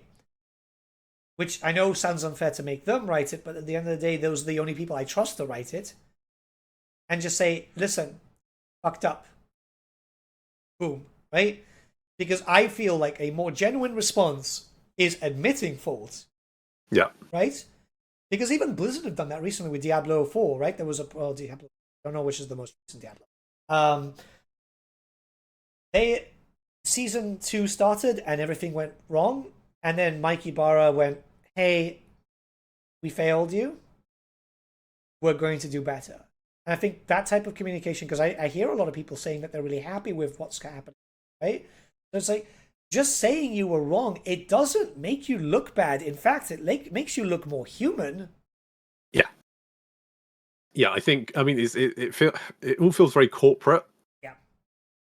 And corporate speak doesn't go down well. I don't know who thinks it does. Yeah. But it never has. It never will. Yeah. You need to be honest with people and not just spout corporate bullshit at them. Yeah, we're not your shareholders. We No. just want to know, it's like, hey, look, things went wrong. We obviously know that. But I'd rather you tell us outright that you acknowledge stuff has gone wrong. Because that is going to buy you back a bit of good faith, at least to the point that where you can prove that you're going to do better. You know? Yeah. Just being honest with people gives you so much more goodwill. Yeah. Instantly. If you turn around and go, look, yeah, Shadow's Change was a shit show. We get that. We're really sorry. here's what we're doing for Thrones of Decay, here's what we're doing in the meantime, people would be like, all right, fair enough. Yeah. You've heard our complaint, because at the moment people are going, this is shit, why is it shit? And they're saying nothing, it's a brick wall. Yeah. And all the time they're sitting behind that brick wall and letting shit get thrown at it. People aren't they don't feel, it's not going to mollify them, they don't feel heard. There's nothing there that makes them feel better about what happened. What they need to do is actually take that on board and say what they're going to do to improve things. Because at the moment, why would anyone trust them? There's nothing there. And you know what's really worrying about that, though? If you go back to the Twisted and Twilight, there was a shit show for that. Remember? Oh god, which one was that? How the mechanics worked for the sisters, for the item forging and so on, right? Yes, yes. And CA actually came out and responded to everyone really quickly, right? Yeah. So it's like, what's changed from Twisted and Twilight to nowadays that we don't get that level of response? Because that was amazing, because then we ended up having a beta for the fix, and then obviously they had the full version asking for feedback. It's like, the fan base, not just creators, the fan base wants to be involved, because we want this game to be better. We want more DLCs. We want more content. We'll happily pay for it if it's actually worth it. You know? Yeah. So where was that? Why? And it's very obvious why. I just don't want to say it because I'll be naming people. But you know, we have lost some good people since then. Yep. And that makes me think, it's like, well, why are you bleeding the good ones? Yeah, it feels like ever since Warhammer 3 came out, because Warhammer 3 came out and there were obviously issues with it. And the first patch, which I think was like 2 weeks later, was effectively a hardware fix. Yeah. And that was it. That was the patch. And you're like, I'm sorry, it's taking you 2 weeks to do that. Yep. And then we didn't get another patch for like another, I think it was like a month. Basically, the patching schedule for Warhammer 3 was, it was fucking awful. Yeah. There was so much stuff that even when I first got access to the game, I took one look at it. I went, "Why are these numbers so low? Like all of the skills, all of the research. It's like these numbers are what? What the fuck are you doing?" And that wasn't even addressed for months and months and months. And you're thinking, I don't understand why this is basic stuff. This is stuff that effectively should take you, if I'm being if I'm being very pessimistic, like a month maybe to review. Why the fuck are we 4 months down the line and now you're looking at it? Yeah, it's clearly like they were bleeding staff. I have like alerts on my phone and so on. Certain members of CA staff post on like LinkedIn and so on, because I keep tabs on it. This is essentially a job for me, so I like to keep informed. I'm seeing like these character artists and so on leaving CA, and I'm like, you guys have done amazing work. They should be offering you more money. Why is this battle designer going off to another studio? Why is certain times I was like, why is this person working on Hyenas now? You know, like it worries me, because it's like you guys have really talented, amazing people working on your games, and they are not supported. Clearly not paid enough when you look at stuff like Glassdoor and so on, and they're not allowed to thrive and shine in this industry. No. No, it is odd, and it feels like Warhammer 3 was the start of that, and it feels like since Warhammer 3 came out, it's been a general slide for Creative Assembly. Yeah. And, you know, then we're at the point of, say, the Nakai problem, not getting the Croc scores, that not being fixed for months and months and months, and then it just feels like it's been a downward trend for them. Yeah. Like, and it feels like it's just been backlash after backlash after backlash after and then now they're getting to. It's like there was a meme I posted on Twitter about the Pacific Rim thing, where about how he's going, how the rifts are appearing faster and faster and faster, and we're going to have a double. And it's literally that. It's like, fuck me, Creative Assembly. Why are you not sorting this shit out? Because it's pretty obvious people are annoyed about it. Yeah. So you managed to get some goodwill back with Immortal Empires coming out. Obviously, that is, regardless of how you feel about, you know, Creative Assembly, I think Immortal Empires having all 3 games in one game is a massive fucking achievement. Amazing, yeah. It should be their masterpiece, to be honest, and it gives them an amazing base to then just keep adding content into the game. Yeah. No, I It completely gives agree. them it gives them a fucking golden goose that they can milk all they like. And yet for some reason they just seem to be stabbing it, and I don't understand why. Yeah. I can't wrap my brain around how you've got this amazing. You've got all of that GW lore, all the Warhammer lore. You've got this amazing, world, and you just seem to be fucking it, and I don't understand why. I cannot wrap. Just there's so many things. I think I don't understand why you're doing this. It Thing should is, be easy. we had the first shit show with launch, right, with Realm of Chaos and so on. Then that was the 6 month trap, and then we got Immortal Empires. Things were Mm. starting to look good because Immortal Empires, great. Champions of Chaos DLC, I very much enjoyed it as a Yeah, tabletop that player was who good. plays a lot of Chaos factions. Yeah, really Yeah. liked it. Then Chaos Dwarfs. Price was increased, but still like one of my favorite DLCs, right? It felt like a good DLC. There was a lot of stuff there. Yeah, I mean, I made myself physically sick because of doing so many videos and streaming and so on. So clearly, I was having fun. Yeah. And at that point, a lot of us were going, "Yeah, this is great. Roll on the next one," and then just as quickly, boom, like straight in the face, like Shadows of Change. Why? Yeah, I think although the DLCs were good, I think there was a general sort of level of discontent about the state of Immortal Empires Yes. specifically. But the DLCs were good enough to the point where people were like, "Okay, it's janky as shit, but it's still a lot of fun, and I can live with that." Yeah. I think Shadows of Change was where people went, "What the fuck are you doing?" Yeah. It becomes a massive issue though, is when something like you said, something was already kind of bad, but when you add more bad to it, then you start noticing every flaw. Yeah, And that's the yeah, big issue. That's like when you paint a miniature and you notice a little white spot because you missed it, and then afterwards you're like, oh shit, but I didn't do this here, I didn't shade yeah, that, and it's like, why? And now you just want to strip the model down and start again. yeah. So it's there. And it's like it worries me. The one thing I have said publicly is like Creative Assembly should thank their lucky stars that people are still angry though. That sounds weird, Mm. but if you're angry, that means that you're still passionate about it. The moment that people stop caring, that's when you should be very, very, very worried, because when you become indifferent, dead. It's dead to I you. think I'm almost there, to be honest. I don't even feel anger Yeah. all that much anymore. I was saying this yesterday, but the other day my cat came through the cat flap, which is to my right. Two front paws in, and just went "Bleh," and threw up all over the mat. And when you're just like, okay, fine. And that's kind of how I feel about Creative Assembly, is that they vomited up Shadows of Change. I'm just like, all right. Yeah.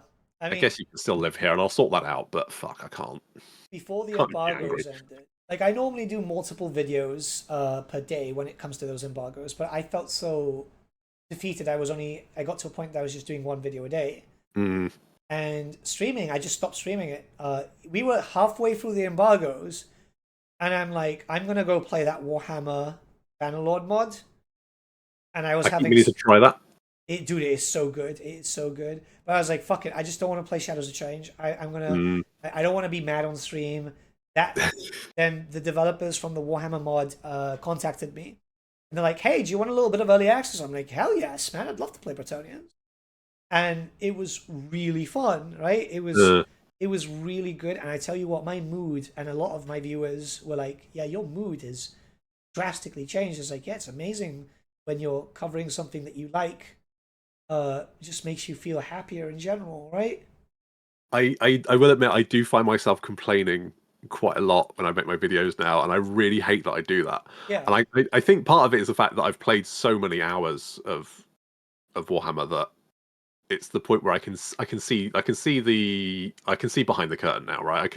I can see why.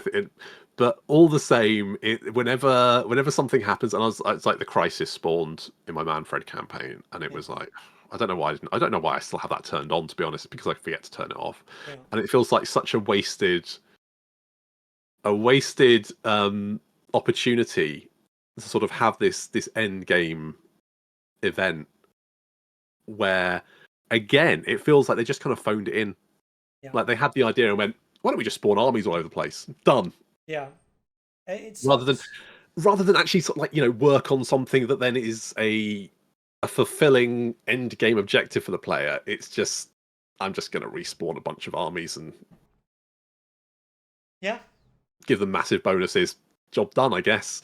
I think the Chaos Dwarf one is slightly better because it does sort of that one creates portals all over the map, doesn't it? I think so, yeah. Yeah, so so the target is the three Chaos Dwarf mainly, so Zarnagrund and the other two settlements in the province. So the idea is you have an objective, which is good. But something like the Greenskin one is kill all the Greenskins. Yeah, and it's which is actually a massive pain in the ass. Yeah, because they're so separated. You've got Grimgore, in he's up near the Chaos Wastes in the mount. Is it Mountains of Morn? in the upper mountains of Morn. Yeah, I was about to go in a Quinto Coño, which is a phrase here. Because he is literally there. It's like why. And then obviously you've got all the other ones in the Badlands, so you've got to move, and it's too much, man. It is way too much. Yeah, and so it feels like it's a nice idea, but I also think that it feels like a mechanic that's been stolen from Stellaris. Yes. Where I think the problem is they've had the idea of an end game threat, brilliant, but they've misunderstood the way Stellaris does it. Is it's an end game threat for everyone, and it changes the dynamic of the game. Yeah. Whereas in Warhammer, it spawns and it's mostly trying to kill you. Yeah, because obviously player bias is centered on us. I've had, God, man, I remember playing. I think it was I was playing Zoeth, right? And Malekith had declared at some point. Why the fuck is he traveling all the way from the other side just to come down to me? But I'm still fighting in the Empire, but he's not got that much territory still because he's sharing it with his mother. They haven't confederated yet. It's like, why are you coming for me? Not the only thing he's sharing with his mother. Yeah, but it's like, why you? You've got enemies down there. Are they just not attacking you? Yeah. Why is the player bias a thing?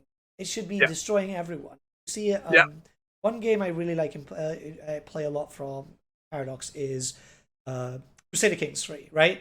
And when it comes to Crusader Kings, right, everyone gets affected, especially like when the Mongols attack, where you get those Viking invasions again, similar to what happens to Stellaris. So you see the rise and fall of empires, and that's what should be happening here. Yeah, it's the player bias stuff is. I don't know if it's got worse. It's really hard. It's one of those things where you don't know whether it's just something you're just your feels rather than actual fact. But I feel like the AI has got more passive against each other. And the only reason I say that is because a few campaigns I've seen Scarbrand at like a half my legendary lord's level because he's just not doing anything. He's just sitting there and not fighting anyone. He's fucking Scarbrand. Yeah. He should be losing his shit every second of the day. He shouldn't be sitting there the reason they're all so low level is because they're not fighting each other. They're just waiting until I turn up and then fighting me instead. And I'm like, well, that makes it easier for me because suddenly I'm facing a Scarbrand half my level. I can just bitch slap that guy down, no problem. Yeah. But this is something I noticed today. Actually, I was playing Warhammer this morning, and I was trying to ask a faction to declare war on another faction. And the main negative modifier was distance. It's like it was minus 70 odd, minus 62 distance. I was like, well, what the fuck does that mean? So I started looking around, and I can't work out what the fuck distance means. I can't work out whether it's because they're too close or too far away. It doesn't seem like it means anything, because if I said to Eltharion, do you want to declare war on Grom? He's like, nah, minus 85 distance. I was like, okay, what about if I ask you to declare war on Tic-Tac-Toe, right? So maybe Grom is too close. So Eltharion's looking at that and going, nah, he's right there. Declare war on Tic-Tac-Toe, right? No. Minus 80 distance. It's what the fuck does that mean? It's really hard to understand those modifiers. I know modders have been going into the game files and trying to figure it out, and then they explain it sometimes, and it's like you still haven't explained it. Like it's just like. I get to this point where I'm like, I don't think the devs know what it means. I think if I went to the devs and said, what is this? What is this? They would just go, I don't know. It's buried somewhere in the game files, and I don't know what that means anymore. It's odd because if you go to Free Kingdoms, yeah, you're able to know this more. Maybe it's just that the modifiers are so skewed because in Free Kingdoms, I never had problems getting like South to declare war on you on Shu No. and stuff like that. No, and you can get factions to declare war on each other, but I don't like. I look at this modifier, and it always seems to be distance is the main thing. Yeah. I can't tell if it's because they're too far away or too close. Is there like a Goldilocks zone? Is there when it's a faction is not too far but not too close? They're like, yes, that's fine. And if so, where the fuck is it? They need to, like, for future games, because I don't think they can fix that for future games. They need to make stuff very clear and just be like, Yeah. hey, this is what this means, this is what that means, because we have that encyclopedia thing right in the game, and it tells us nothing. No, the thing that takes about 10 seconds to load. Yeah. So no one ever opens it because why the fuck would you? Yeah, you only open it by accident, you know. The only thing I've ever seen of it, I think, is the loading circle as it like Yeah. slowly tries like, no, get out of here. It's so odd because I feel like other games do better. You know, other games explain things. Again, Paradox games, Crusader Kings 3. You just highlight over the word that you that is like a topic. Wait like 2 seconds for it to load. Boom, done. And it's like, and we got that with skills now. We did, yeah. It's painfully slow though, considering Warhammer. Yeah, Doesn't take that long. There's so much in Total War games that is just obfuscated. I mean, in theory, you can look at a unit and go, okay, their melee attack is good, their melee defense is low, so therefore they are an attacking unit. I get that, but then that's not the entire picture because units like any dog unit for some reason is really good at chewing its way through gates. Why? I don't know. I'm guessing it's the animation, probably. It's the animation, maybe the animation's faster, maybe they got a faster attack. Can you see their attack speed in the game? No, you can't. You can see it if you go into the database and then you can actually see, but in no way is that described to you. And funny enough, there is a mod which actually tells you all the details, so that becomes one of those things. And I understand why some people might think that's not important, but the problem is those statistics do actually mean a lot. The fact is, those dogs, the reason why they also do so much damage to gates is because there's so many entities. So they are attacking because each individual entity does its own attack, and you're getting 20 dogs attacking a half second, so you're getting all 40 dogs attacking in one go. It's constant.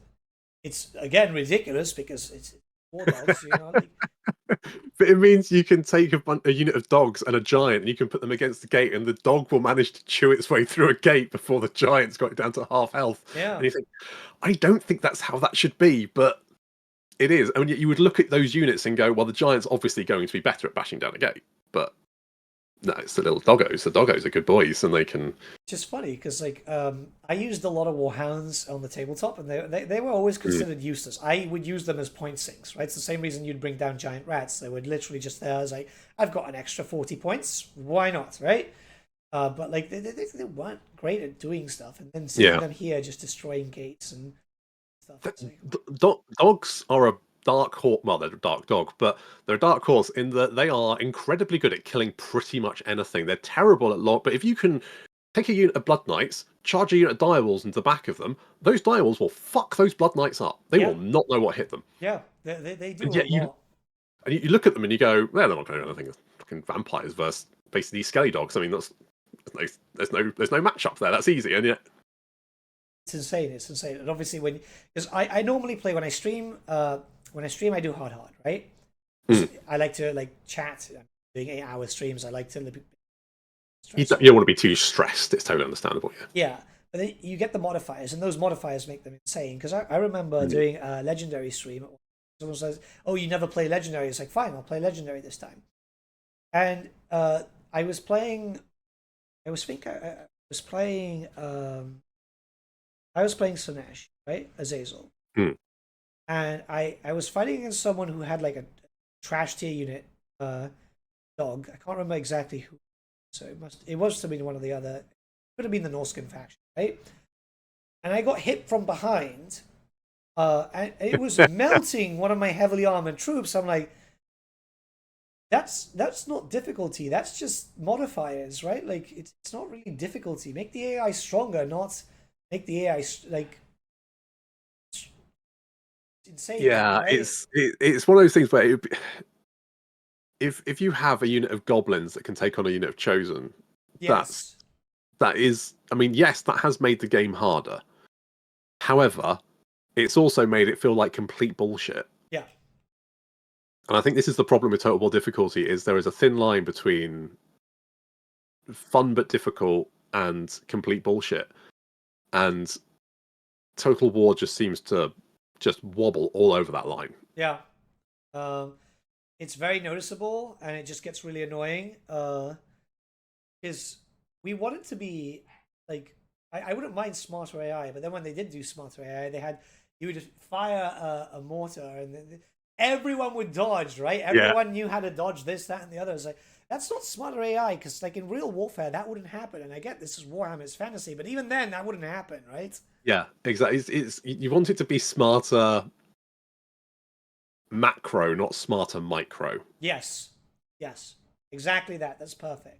Yeah, and yeah, it's one of those things where they've made it obviously on high difficulties now. They will focus fire the missile units, but that's not necessarily smarter because if you've got like say a vampire on a winged, horsey, skelly thing, Yeah, um, all of the enemy missile units will be like, that is a high value squishy target. I'm going to shoot the shit out of that. So all you have to do is like just yeah, do some waypoints and then just concentrate on something else while your vampire's just dodging backwards and forwards. All these missile units are just missing all over the place, like spraying ammunition and doing absolutely fucking nothing. So you can kill their melee units and then go, right, now time for you. And that's not smarter for the AI. The AI should be smart enough to go, I am not going to be able to hit that. So I need to, there needs to be some sort of, I need to create a breach in their front line and then get some units through. But it's just not that smart. It doesn't care. It will just try and flank as wide as possible. yeah.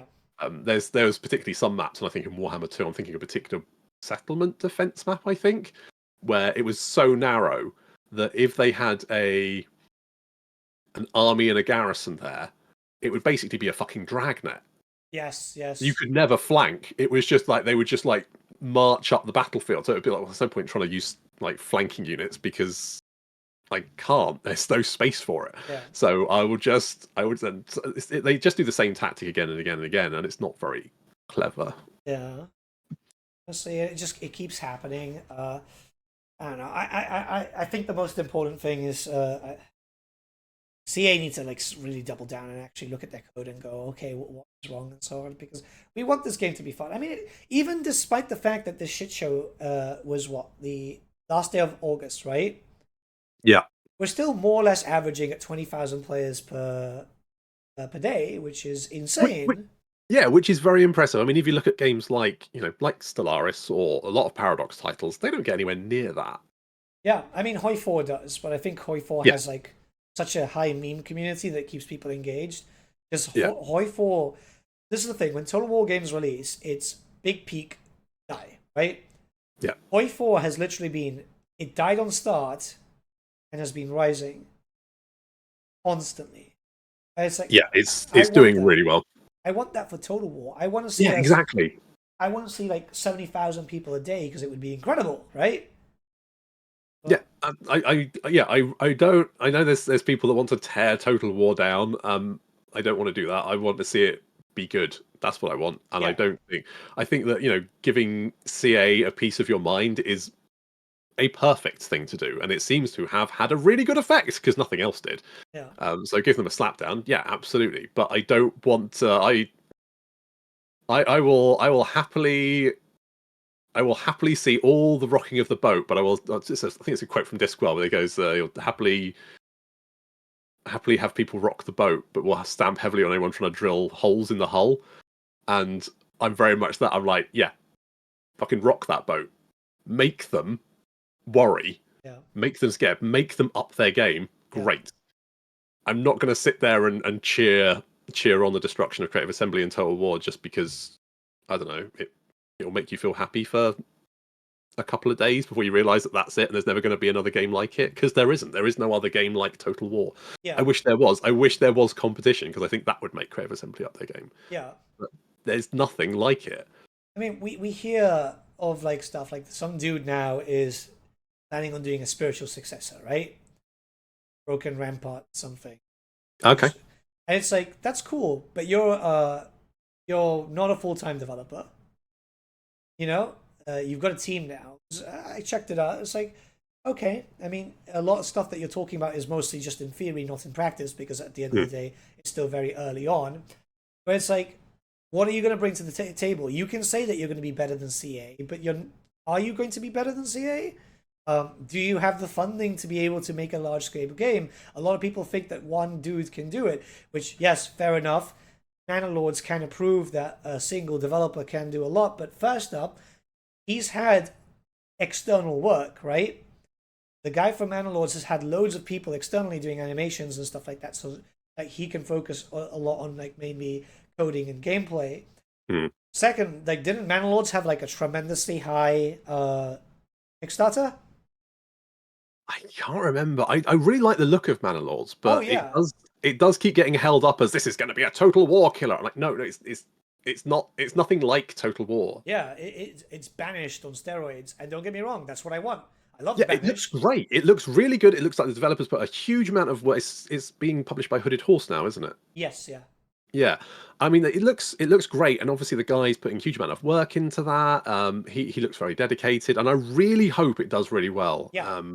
But it's not a Total War killer. No, it's a city sim with Yeah, combat, which I'm looking really forward to trying out the combat. I played the beta, right? The open beta they did last year.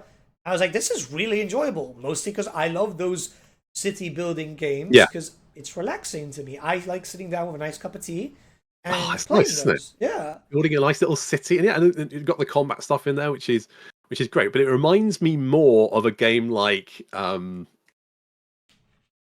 fuck, was it Pharaoh? The old game, the old city builder. Yes, just like really heavily advanced. Yeah, Because obviously Pharaoh itself was like it was a good game when that came out in like what 96. yeah, it was ages ago. Yeah, but But you know, you had combat in it, but it wasn't. It was very much a yeah, side thing. yeah, Like it was used to defend your city or to send regiments to go and help in other wars. It wasn't like the main event, yeah, which is what Total War is. Total War is you're mostly built around the battles. The campaign map there is to facilitate your access to those. yeah. Um, so my concern is people are going to like go into that thinking it is a Total War killer and be massively disappointed. The problem is that people, creators, who I'm not going to name names, are going, "This is the Total War creator killer." It's like it's fucking not. Even the dev has said it's not planning on being the Total War killer. He just wants to make a good game, and it looks like it's going to be a really good game.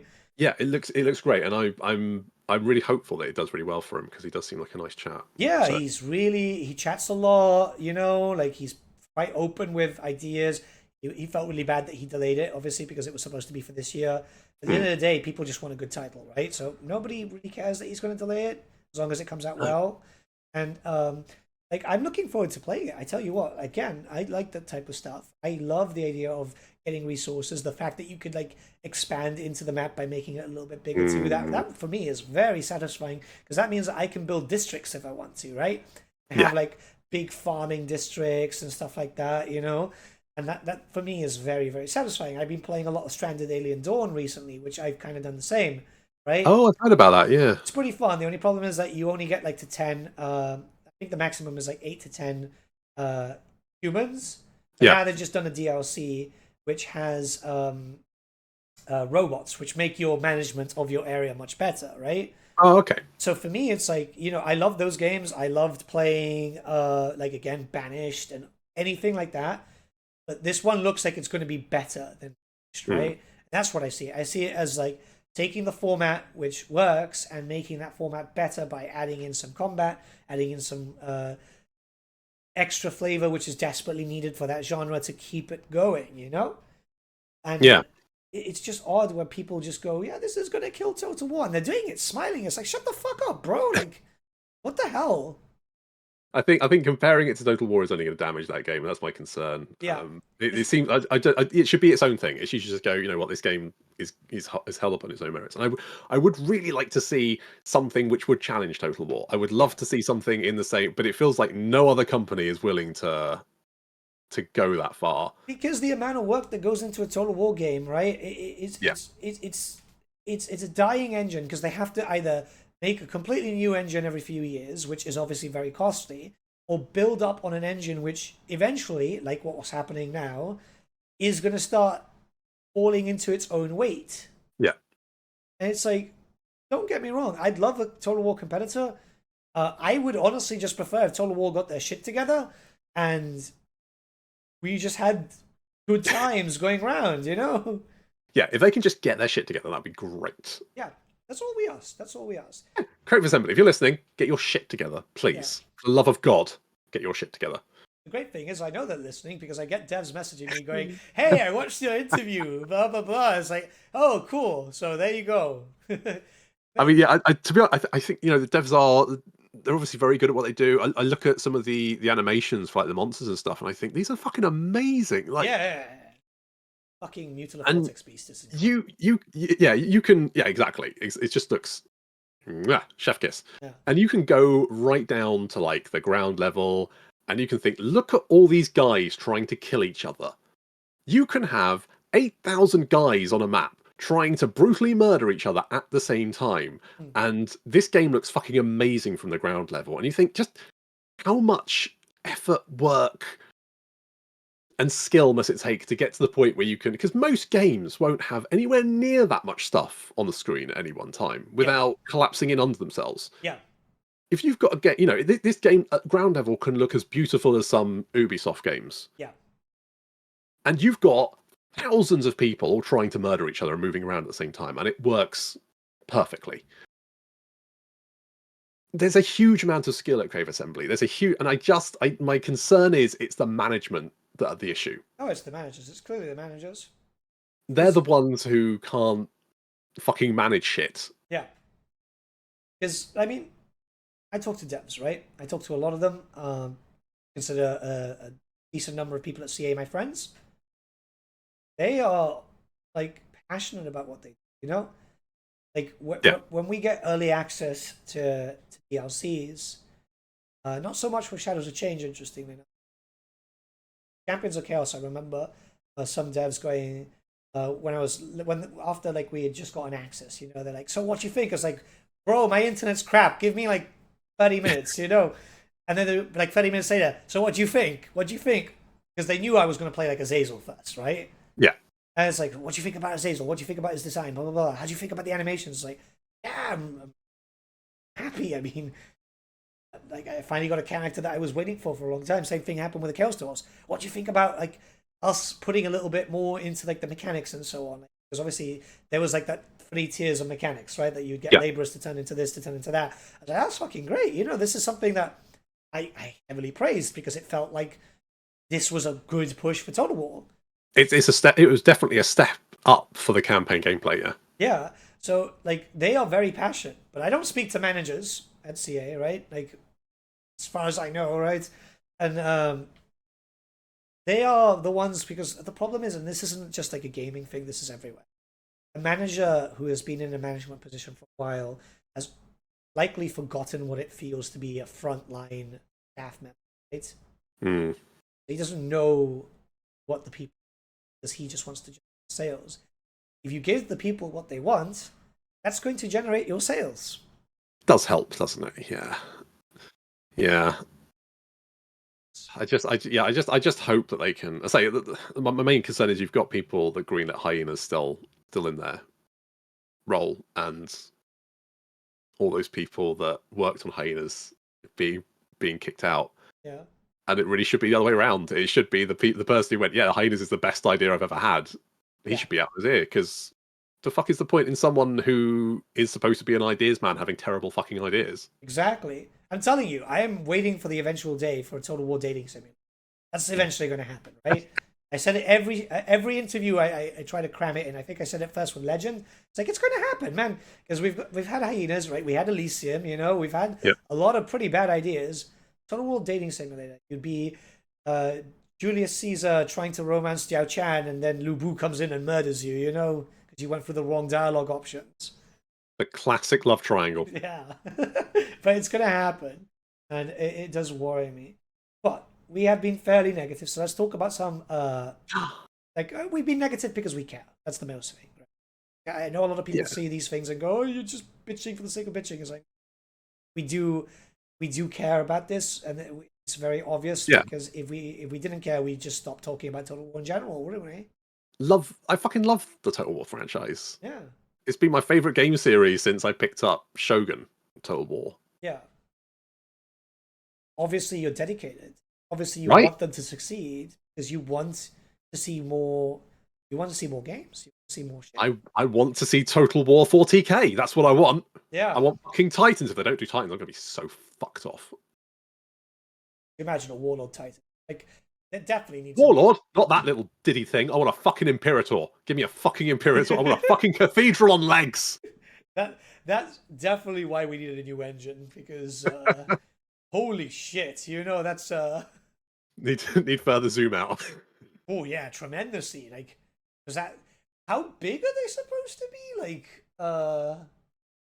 someone 3D print. There's a 3D model of an Imperator in the Adeptus Titanicus scale, and it's bigger than it's about. I sort of say about twice the size of a War Master, which is about the size of a 40k Knight. So twice the size of a 40k Knight. Go with that. I know a fan once made one for like a 40k scale, so 28 millimeter, and it was like I think it was 2.5 meters tall. Right. I mean, cathedrals are pretty big, so they need a pretty big base to sit on. Yeah, that's basically what I want. I want 40k and I want Titans. Yeah, I do, man. Like I look at it in the future. I want new games. I want like I think that this is a good point because like I don't want to look at it like too depressingly. I want Total War 40k. I want CA to be prepared because if they think that the Warhammer Fantasy fan base is bad, especially with these shit shows, wait till they see the other guy. Right? That's a whole extra thing. Yeah, like we've had 40k has had its controversies, and they're worse than this, man. Like, oh boy, they still are. Yeah, like I want that. I want I want a Lord of the Rings Total War. I think that's one of the things that I really clearly, obviously, Medieval 3, Empire 2. Oh, Medieval 3, great, yeah. And I just I loved Empire, and I would kill for an Empire 2. Yeah, it worries me that CA are like at that point where they're like, we're not going to get that because if they fail again, it's over, right? It's like it worries me because at that point it's either Sega sell them off because that can happen. We've seen like Embracer Group has been selling off some of their guys, or Sega just decided to dissolve them. And I don't think anyone wants that because like you see people posting negatively and all they say is like, well, they want a good Total War game. We all want a good Total War game. I think if Creative Assembly was dissolved, that would be it for. I know the IP would still technically exist, but it would never go anywhere. I don't think anyone would ever pick it up ever again. I think that'd be it. Basically, a lot of money. Game over. Yeah, you need a lot of money and you need the experience as well. And I don't think there's any other company that would be able to pick up and go, yes, we're going to make a Total War game. I could be entirely wrong on that. Yeah. But I just can't see it personally. There's so many good IPs that just get left in the dust and you never see the light of day. And I can't see anyone touching Total War. It's such a huge amount of work. Yeah. Let's hope for some better times. Yeah. Have you been reading the I think they're calling Old World Almanacs? The rule? No. So we're getting news every week on rules, right? So we've had the phases last week. This week we had movement, which again is like, oh, this is cool. It feels like Warhammer Fantasy. No, I did see that, and I saw some people going, "Oh, it's in blocks of infantry. Oh, I won't be playing that then." I was like, "What the fuck did you think was going to happen?" Yeah, it's been blocks of infantry since it was like 3rd edition. Like, holy shit! But I'm I'm happy with what I've been reading because everything feels like Warhammer Fantasy. People have been complaining, but I'm like, this is what we wanted. We wanted 9th edition. They're just calling it something different, but we want 9th edition. I'm happy. The reveals so far has been good. I mean, they've only really shown us Bretonnian stuff, but what do you think about the Brats so far? I mean, all of the new models look fucking amazing. I mean, as you would expect, because I had like a dearth where I didn't collect any Yeah. Games Workshop stuff. But since I've come back, it's like you just look at the old stuff and you look at the new stuff and you go, holy shit! They're now works of art. Some of these models, you look at them. Particularly, I'm thinking of the was it Cities of Sigmar? The was it a Griffin or something that was came out a few months ago? Oh, I don't like that one, funny enough, because it's a Manticore, and a Manticore is a chaos Manticore. creature. Funny enough, Right, just like what I happened get the Lord. You look at that model and you go, holy shit! Oh You yeah, it's could. impressive. It just looks amazing, and some of those models are. And so you look at the new Bretonnian stuff and you just think that looks stunning. Yeah, yeah. It looks absolutely beautiful, and I'm really because I know that there's a small subset of races coming out to start off with, isn't there? Yeah, there's 9 as a core faction list. Yeah, so I'm excited because I mean Bretonians were never particularly a faction I was super interested in. Yeah. So I've been kind of like they're just human knights, And they French ones had and that. bad rules too, so they weren't really competitive, so people weren't incentivized to play them, right? Yeah, I mean the only Bretonians I ever got came with the whatever version of Warhammer it was, which had the Lizardmen and Bretonians in it. Dude, I've literally just stripped down 20 of those knights. It's like their barding still looks pretty good, you know. I'm using them It as does. like It does. They look pretty good. Obviously, you got the Saurus in there as well.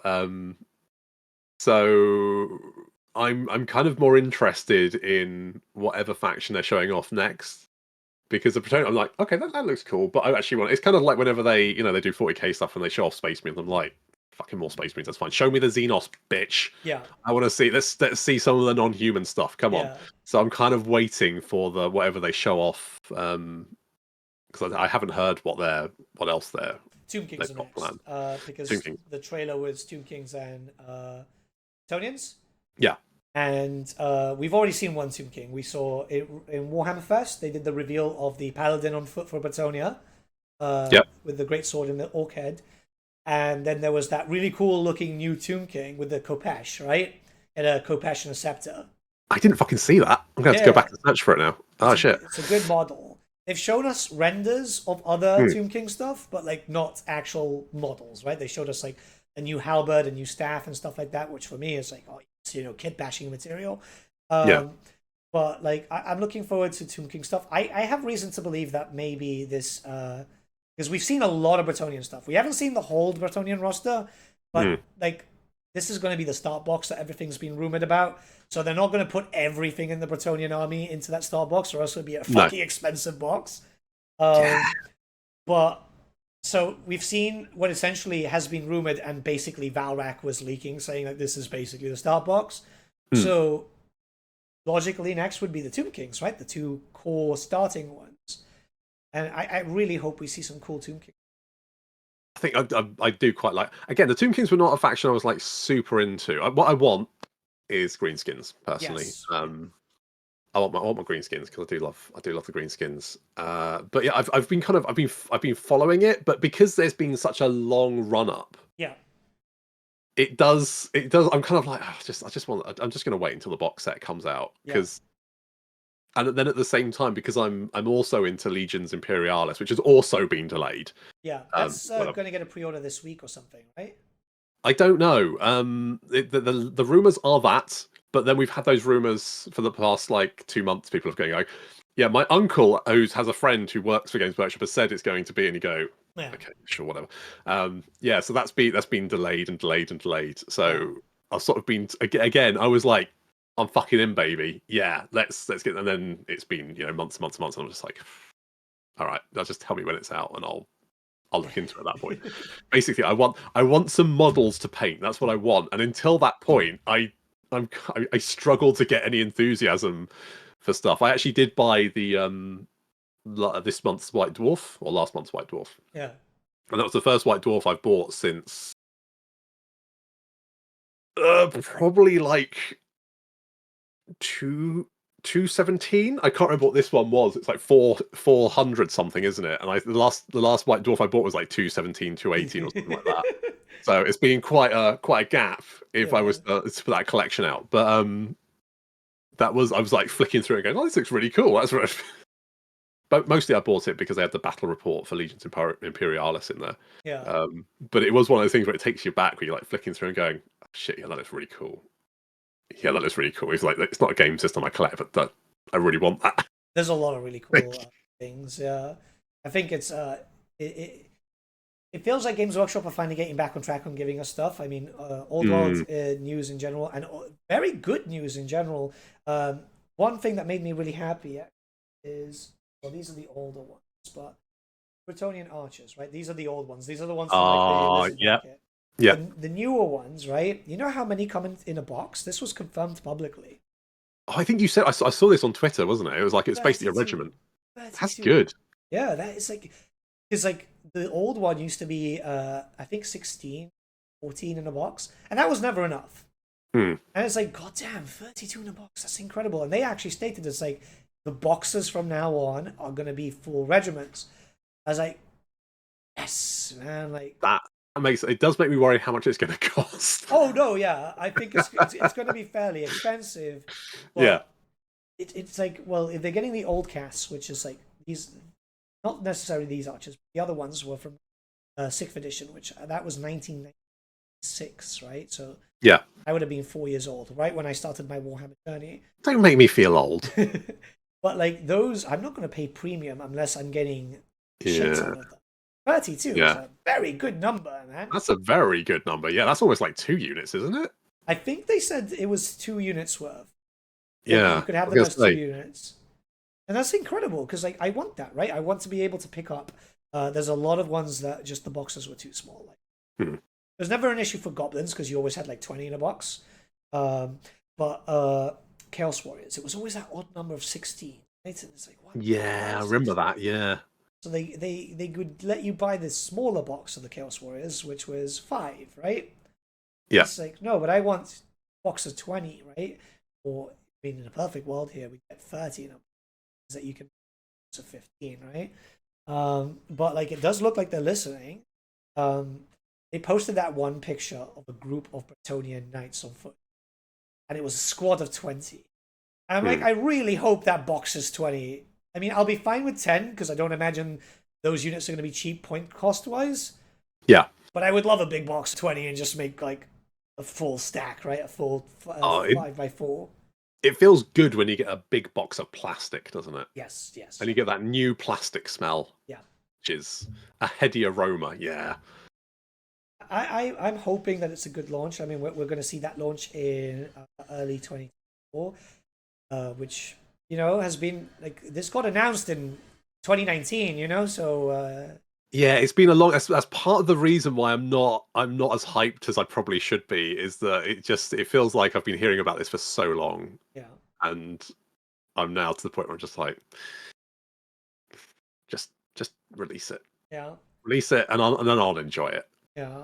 I'm just hoping that it's good. I mean, if they've been working that long, it's clearly been tested, right? And I think that's a big reason why we're getting Bretonnia and Tomb Kings first, because Bretonnia and Tomb Kings were the worst ranking armies in 8th edition. They were horrendously bad. Oh dear! So they've probably released them first. Yeah, they've gone like, you know, let's fix this and let's go back and sort out our mistakes. I was like, if that's what's happening, I'm super chill. My big thing is usually my core factions. Skaven, they played a lot of demons too. They're not in the core faction list. They are getting rules at launch, which is good. It is a surprise to me that Skaven aren't in the first wave, because I always felt like Skaven were like a really popular. Yeah, but lore-wise, they're like not there at the moment because it's fresh after the Black Plague, which almost all the Skaven died. Yeah. So they've got to rebreed, you know. Am I right in thinking that I know that Skaven are in Age of Sigmar, but have they actually had any models? A lot for Underworlds. They've had a Warcry warband recently, which I remember pre-ordering. It hasn't arrived yet because the poster is so slow. But that was like Plague Monks and stuff, right? So for me, that was like, it's just it's one of those factions where you just think that there's some. I mean, I know that Age of Sigmar is filled with quite unique factions. Yeah. They've obviously like dialed up the lore to 11, where you've got goblins who are now literally mushrooms, compared to goblins who are just kind of really, they're mushroom adjacent. but the Skaven always felt like such a unique faction just by themselves. Like they were one of the most unique factions in the whole of, I would say, probably Games Workshop lore. And it just feels strange that they haven't really been a focus. I think it's just because I mean, Age of Sigmar is still on its third edition, so technically it's still in its infancy, right? Mm. And it usually takes. I mean, the lore for Warhammer Fantasy didn't really start getting like really properly set in stone until like fifth. Same thing with 40k. So I think they're just going for the teething problems. The lore is getting better. The lore is it is, yeah. better. So I think that they're finally beating that slump, and then afterwards they can go, okay, let's tie up all the loose ends and make this an actual moving series rather than little sparks and shards everywhere. Yeah, it does feel like it's finding its feet, which is good, because obviously the early lore was trash, but it has got better. Yeah. I do remember listening to the was listening or reading, I can't remember, but the no, it was listening. I was listening to the dude, oh god, what's the Gotrek in Age of Sigmar, the first book they had, the first novel, and I would say the first 3 or so paragraphs were just meaningless drivel. Yeah. It was just random fantasy words in a word salad, and I was like, I have no fucking clue what any of this fucking means. Yeah. I think the second book got better. Is the second book when he stares down that fucking god beast and he's like, I have fought this, I have fought against Nagash, I have done this, listing everything he did in fantasy. Basically going for like a 2-minute, like, obviously this is with Brian Blessed voicing it too. Yeah. It's like a 2-minute monologue of everything he's fought. It's like, if you think you're going to kill me, you're freaking wrong. It's like, God, I love Brian Blessed so much, but like that was He's proper, so good. That was proper Gotrek speak though. Like that was proper Gotrek. I was like, this was good. This is better, right? This is showing the arrogance. Because yes, at this point, not even the end of a literal world could end Gotrek. Right? It stopped him. Yeah. So I think it's one of those things where it's obviously a universe that I'm not very well versed in because I haven't followed it. Yeah. But there's definitely still, I can definitely, there's certain little aspects like the what was it, the Glass City one where they it's in Nagash's realm and it's like a glass city and it was destroyed and everyone's in it. I think it's one of the little game systems. Yeah, that was Nethermaze, right? Something like that, yeah. But I listened to the book about that and I really enjoyed that, but mostly just the start bit where it's like before the city's destroyed. I was getting really into it and then they destroyed the city and I was like, oh, I'm bored of this now. But I do like there's little like aspects of the world that they can use, and particularly what's the Warhammer Quest Curse City? That's it. There's a lot of that lore I've kind of been listening to and really enjoying it because, and it's cool they can take a city like that and just kind of drop that into the setting. Yeah. Which is sort of what they did with Mordheim. Like they, Mordheim didn't really exist until they went, okay, now it's been destroyed by a Warpstone meteor. Go. And it's sort of like it's stuff like that that sort of makes the universe feel alive. Yeah. And the more of that they do, the more alive it feels.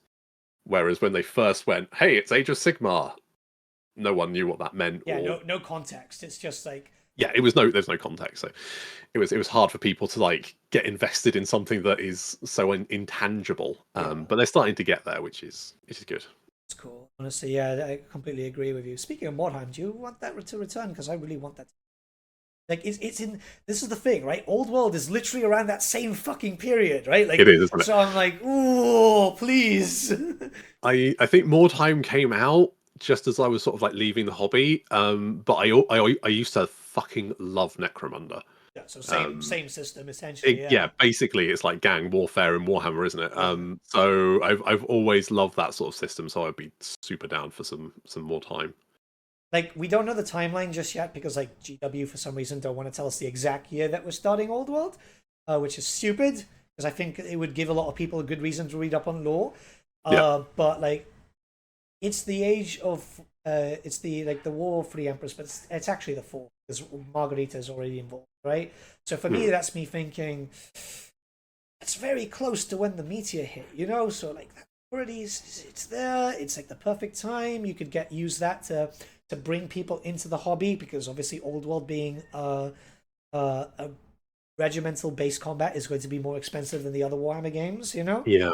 So it's like, Do you think it's going to be, because obviously back when I collected, like, you know, back in the day, it used to be a setting, didn't it? Like, yes, the game system said, "Oh, all this stuff is kicking off. Doesn't yeah, that sound bad? Right, off you go, knock yourself out." And now there's a bit more sort of storyline behind it. Like in Warhammer 40K, you've got the Indomitus Crusade.